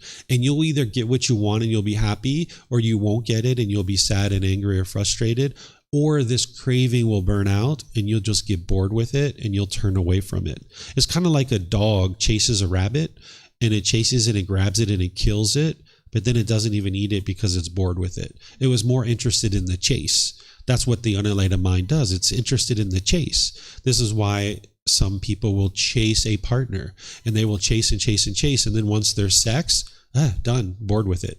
Right? And it'll just move on to the next person, right? Because the mind's chasing, much like an animal. They're more thrilled in getting more pleasant feelings for the chase than the actual accomplishing of something. And that chase will ultimately, the craving will burn out and you won't be able to be motivated long term. It's only a short term thing. So if you understand how to pursue things as a goal, objective, or interest, you can do that long term and it won't be something that burns out. Okay, thank you. My second question is that if there's no purpose in life, do you think there's still something meaningful? No, there's definitely meaningful things in life. Like life is wonderful when you're in the enlightened mental state. But in the unenlightened mental state, life can be quite miserable and quite difficult. And there can be quite a bit of struggles. Of course, we look to the positive side, and that's what people teach you. And that's what you need to do in order to get to enlightenment, is to look at the positive side of life. But there's certain aspects of life that are miserable in the unenlightened state. Getting to enlightenment, life is absolutely wonderful. It's ideal. By the time you get to enlightenment, you're like, whoa, I can do this. This is wonderful.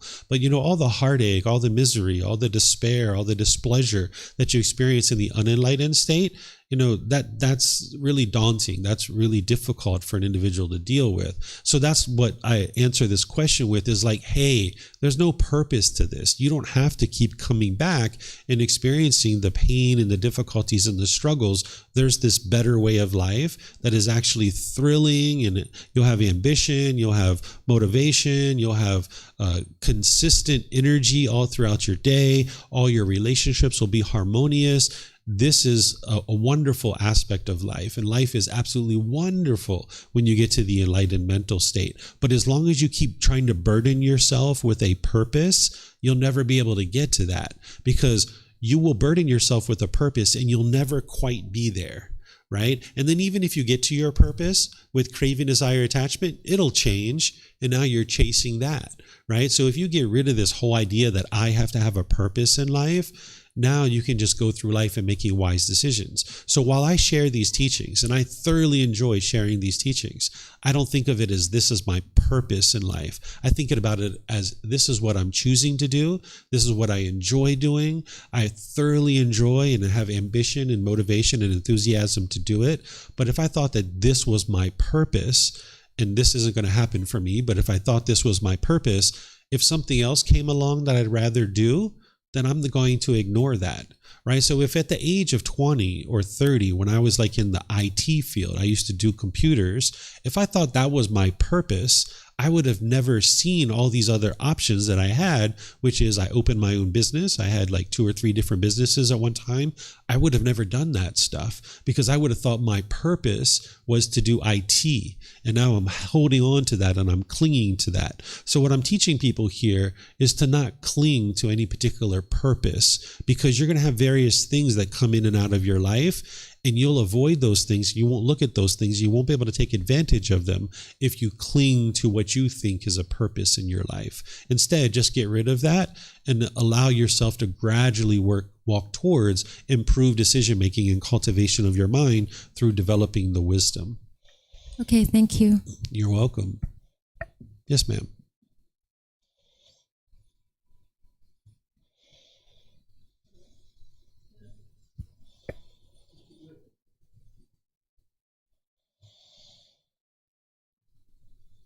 Is it working? Yes. So is training the mind to become non-attached just becoming aware of attachments that come up in the mind? It's not only that. There's multiple aspects of the path to enlightenment, but one component of the path to enlightenment is to develop what you're talking about, which is called mindfulness or awareness of mind, so that you're aware when the mind is pulling towards something and the mind's pulling and longing and yearning. You're going to need to be aware of that and that mindfulness. And then you're going to need to be able to have the control and the discipline to pull the mind back and not allow it to do that. And then as you do that more and more, you'll eventually eliminate this longing, yearning, and the mind won't do it. So for example, at one time, I used to really be into shoes. I used to have all kinds of different pairs of shoes. And when I'd be walking in the mall, if a pair of shoes caught my eye, I'd be right in there looking at those shoes and be interested to get those shoes. Even though I might have had 30 or 40 or 50 pairs of shoes at home, I wanted that one more pair and one more pair and one more pair and one more pair, right? So your mind needs to be aware of this pulling and this longing, yearning, and then you need to be able to restrain it and pull it back and ask yourself, does the mind need this? Do I need this for my life? Or does the mind want it? Because the wants are never ending. And if you just keep pursuing your wants all the time, you'll exhaust yourself and you'll exhaust your resources too. But if you accomplish what you need, then you can actually live quite peacefully by pursuing your needs. So there's much more to the path to enlightenment than only what you're describing, but that is one part of it, is observing your mind, noticing when it's pulling, and then restrain it. And over time, your mind won't do this anymore. By the time you get to enlightenment, the mind isn't pulling in all these different directions. It's kind of like if you had animals that were tied to a post or pillar, and these animals were pulling and pulling and pulling, and there was a rope around their neck, they would keep getting yanked back to this post and this pillar. They would be pulling for a while, but eventually they would learn that they're tied to this post and pillar, and they would just sit down and be calm next to that post and pillar. So your mind is the same way. It's going to just keep pulling and pulling and pulling, but when you train it and you keep pulling it back, eventually it's going to just sit down and be calm. That in the unenlightened state, the mind always thinks the grass is greener on the other side of the fence. Whatever you have, you always want more, right? And this is going to promote a lack of peacefulness and joy because the mind's never content with what it has. It always wants something more. So that's the mind pulling. So you need to learn how to pursue things as a goal, objective, or interest and gradually work towards it by pursuing your needs versus your wants, because you'll never be satisfied if you pursue just your wants.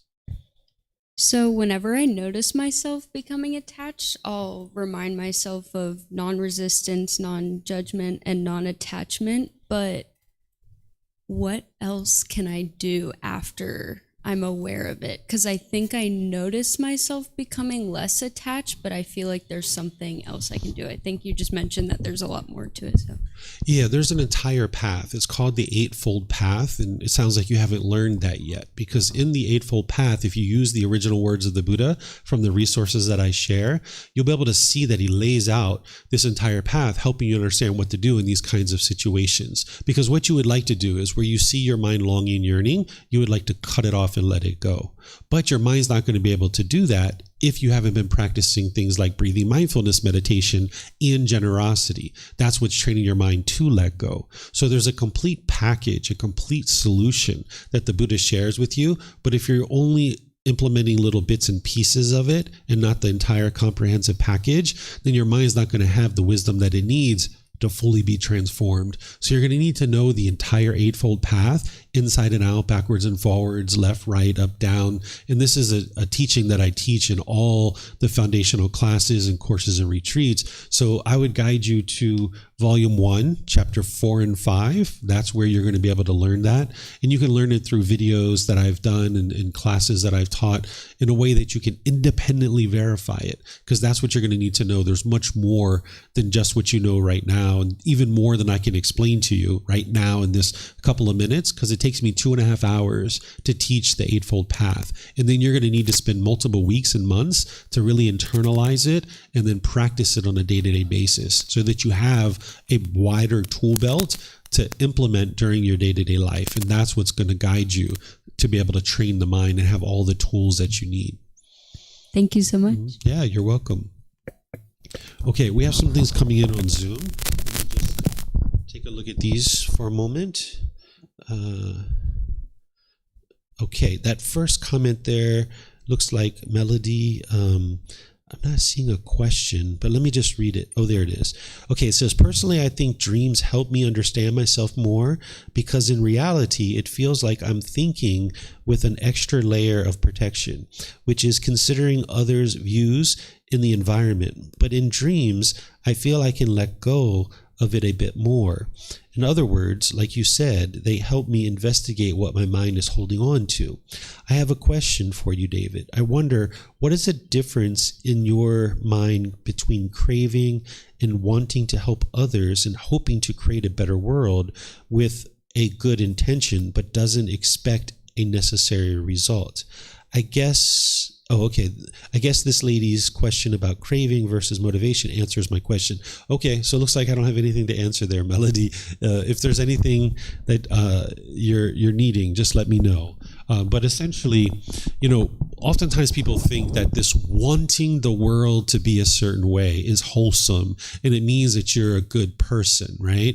I don't suggest that you think about good or bad, or that you are a good or bad person, because this is judging yourself, and kind of that's unwise for the mind, and it kind of deteriorates the mind. And even though you didn't say anything like that, Melody, that's sometimes what people are thinking, is that, this wanting of the world to be a better place, like wanting there to be no war, wanting there to be peace. Any kind of wanting, even craving and worry for the world, your mind's still worrying. The mind is still upset. The mind is still discontent. So it's a matter of having concern for the world, but understand that the world needs to make its own decisions, each individual person. So that war, or those multiple wars that exist in the world, you can't change it. You can't influence the ending of that particular war. It's other people that are choosing to have that war. It's not me, or it's not you. So therefore, there's nothing we can do to actually change that. Those people who are choosing to have that war, they need to choose to stop fighting that war. We can't choose that for them.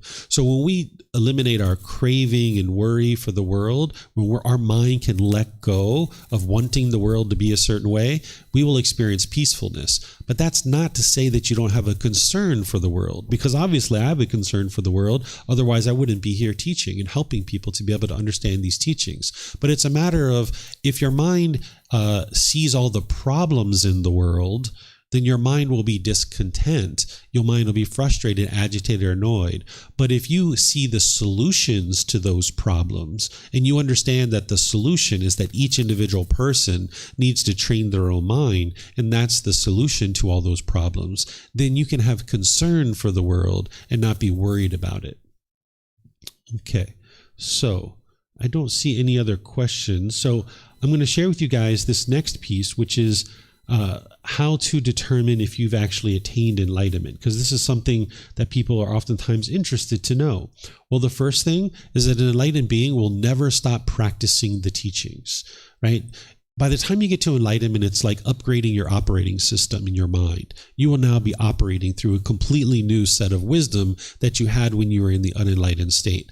Getting to enlightenment is not like running a marathon that when you cross the finish line, it's like, okay, now I can just sit here and do nothing, right? That's not what an enlightened being is doing. When they actually get to enlightenment, which is a gradual progression to enlightenment, they will be constantly practicing the teachings, and they will be doing it with ease, right? On your way to enlightenment, there are certain challenges along the way, but by the time you get to enlightenment, it's no longer challenging. It's no longer difficult for you to practice the teachings. You'll be doing it with ease, and you'll never stop practicing those teachings because you've upgraded your operating system in your mind. You just operate through a different mechanism. You cannot physically be harsh and bitter and hostile and resentful towards someone by the time you get to enlightenment. It's just not physically possible for the mind to do that. So you've upgraded your operating system, and you're never going to stop practicing the teachings. You'll be fully practicing the Eightfold Path, which is the teaching that I've been referencing at different times, which includes the Four Noble Truths and the Five Precepts and other connected teachings. So this Eightfold Path is a teaching that an enlightened being would be practicing inside and out. They'll actually be practicing something called the Tenfold Path by the time that they get to enlightenment, but it's the Eightfold Path that's going to help them to get there. If you're fully attained enlightenment as what's called an arahant, you will have eliminated all 10 fetters. To eliminate the fetters, you're going to need to know what they are, what the symptoms of them are, how to eliminate them, and how to know that you've eliminated them. I actually teach a retreat each August where I teach that. So I have all these courses and retreats that all feed into each other. So there's a foundational course that's taught every month.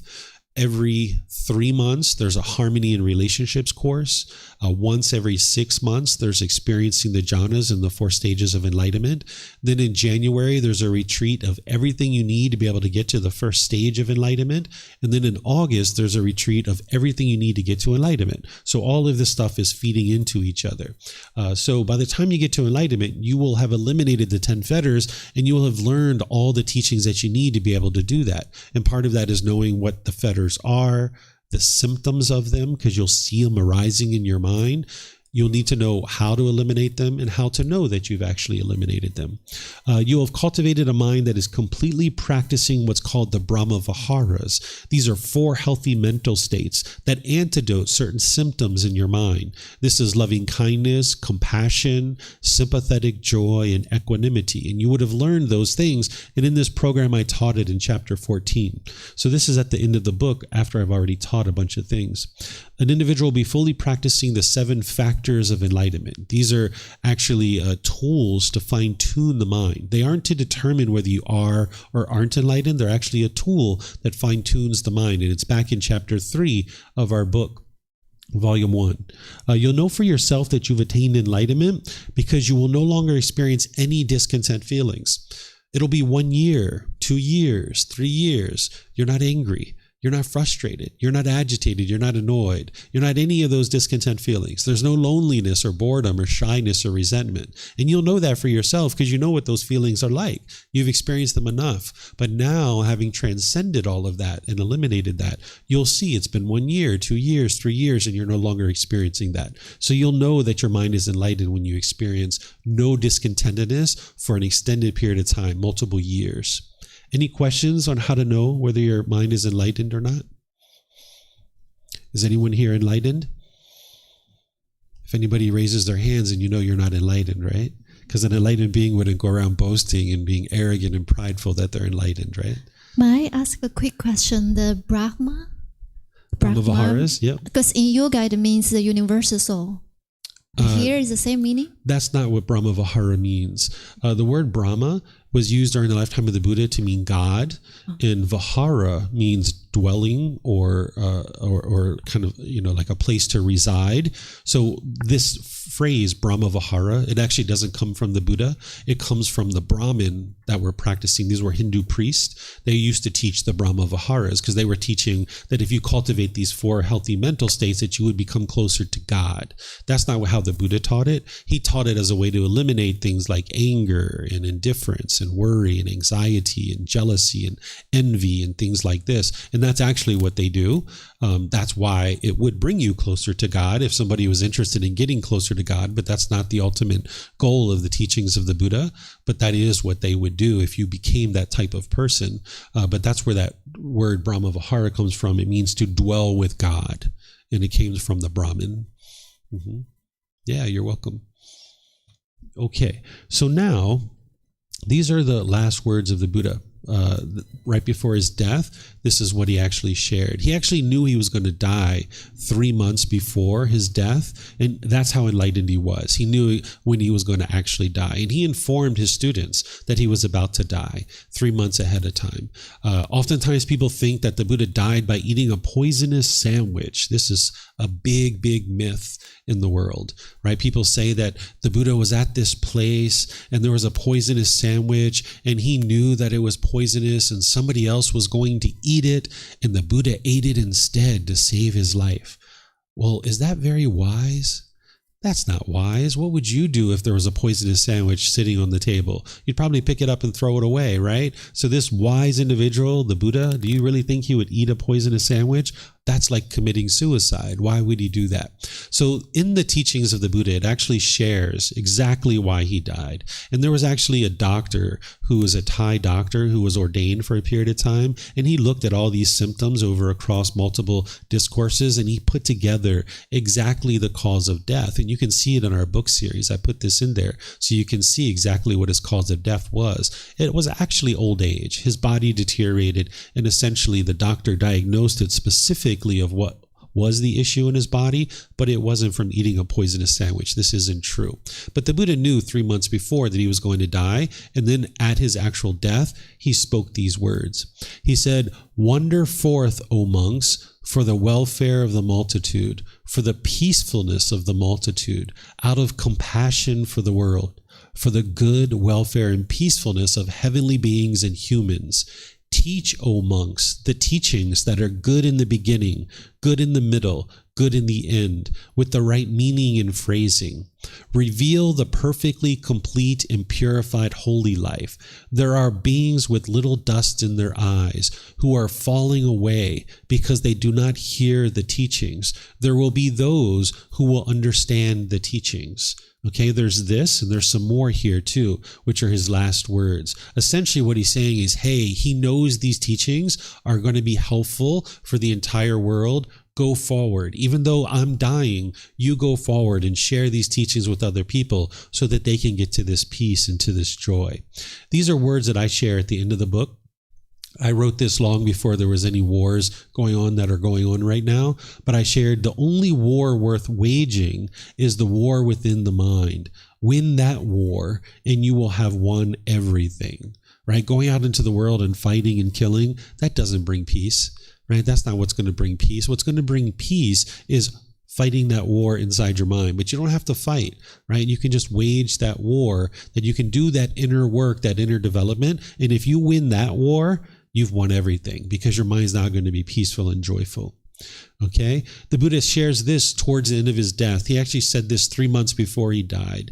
There was a student who, when he informed everyone that he was going to die, this one student was like, no, don't die. He was like pleading with the Buddha. He was attached to him. He's like, please don't die, don't die.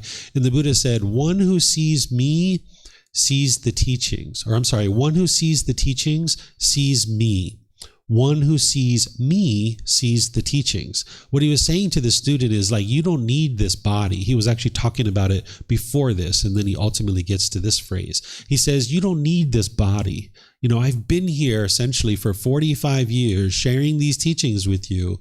When I die, let the teachings be your teacher, right? You don't need this body to be here in order to guide you on this path. You can learn the teachings that I shared. So if you see the teachings, you see me. What he means is if you understand his teachings well enough and you go out there in the world, you're going to see his teachings all around you. Like, for example, he taught the universal truth of impermanence.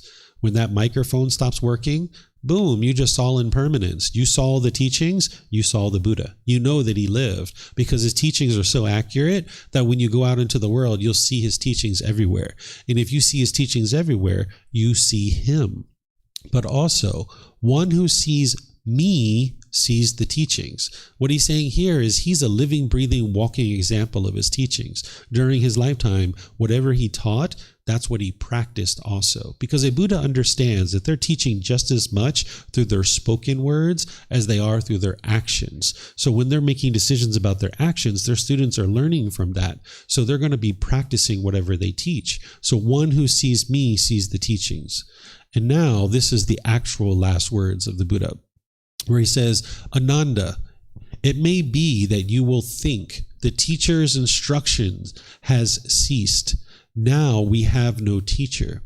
It should not be seen like this, Ananda, for I have taught and explained to you as teachings and discipline will at my passing be your teacher. Now, monks, I declare to you, all conditioned things are of a nature to decay. Strive on untiringly.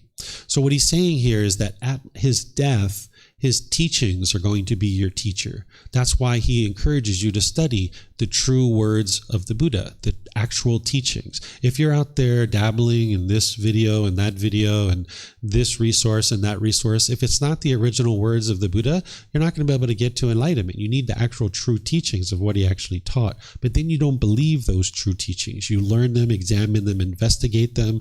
You reflect on them to verify if they're true or false, and you practice them. And that's what's going to lead to your development of your mind and your enlightened mental state. So those teachings are what's going to guide you.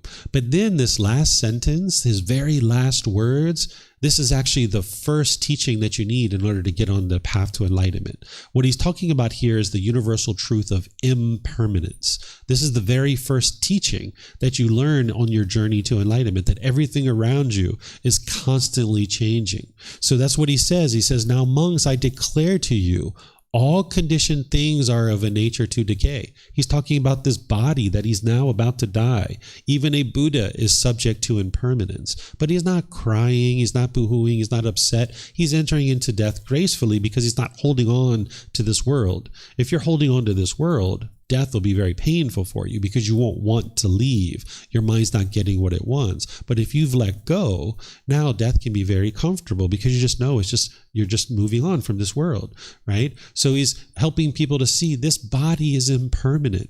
So he would have known wisely as a Buddha that his last words are very important and they would be amplified in the world. So he used his very last words to deliver his very first teaching. So that if anybody ever learns his last words, they would learn his very first teaching of what you need in order to be able to get on the path to enlightenment.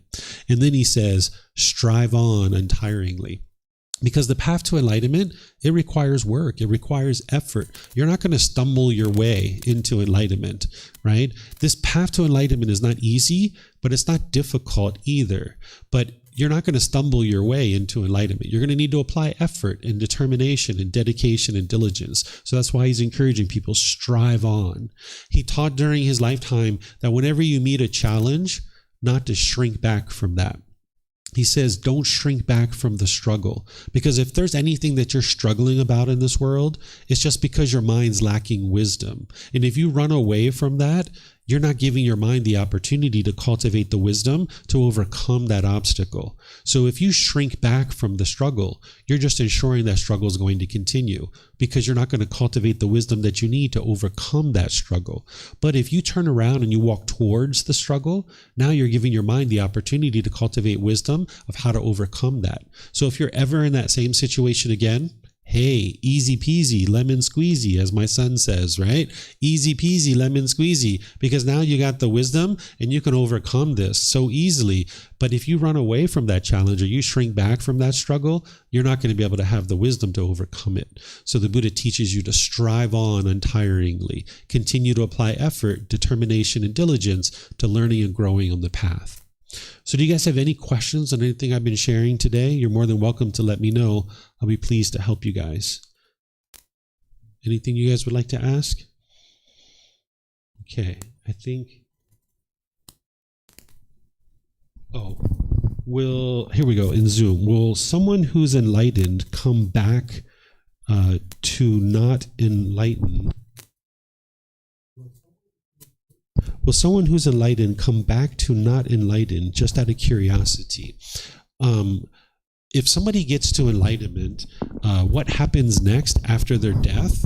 The Buddha doesn't declare what's next. It's one of his undeclared teachings. So he doesn't say what will or won't happen. By the time you get to enlightenment, your mind is so peaceful and so joyful, you're not going to care what's next. So this path isn't about getting to an afterlife. This path is about getting to peace and joy now in this life. So if there is something next after enlightenment, it's either as good as what you're experiencing in the enlightenmental state or better. But if there isn't anything next, then so be it. By the time you get to enlightenment, your mind will be completely peaceful and completely joyful. You're not going to care what's next because in the present moment, your mind is completely peaceful and joyful. But if the Buddha explained something that comes next, that's just one more craving, desire, attachment for you to let go of. So you don't need to know anything about what may or may not be next. So that's why the Buddha wisely didn't teach it. You just get to the peace and joy now in this life. Okay. So I don't see any questions anywhere else. I see all you guys there online. So what I'll do is just thank everybody here at the temple. Thank everybody online as well. Thank you for coming to celebrate and respect the Buddha by learning and practicing his teachings, because as I shared that this is a really important day in Buddhist countries because it signifies the day that the Buddha was born, that he got to enlightenment, and that he died. And this is one of the best ways to actually respect a teacher, is to actually learn and practice their teachings. So thank you all for choosing to do that, because doing that inner work, it's helping you, it's helping those close to you, and it's helping all of humanity. Because as you're training your mind, it's helping you to become more and more peaceful. You're going to be less and less harmful to the people around you, and you're helping all of humanity become a more peaceful and joyful place. So thank you for that. If you'd like to learn more, you're more than welcome to do that. On Wednesday, I'm going to be teaching. I'm going to be here guiding students in meditation, and then I'm going to open up to any and all questions that students have. And then, of course, on Saturday and Sunday, we have regular classes as well.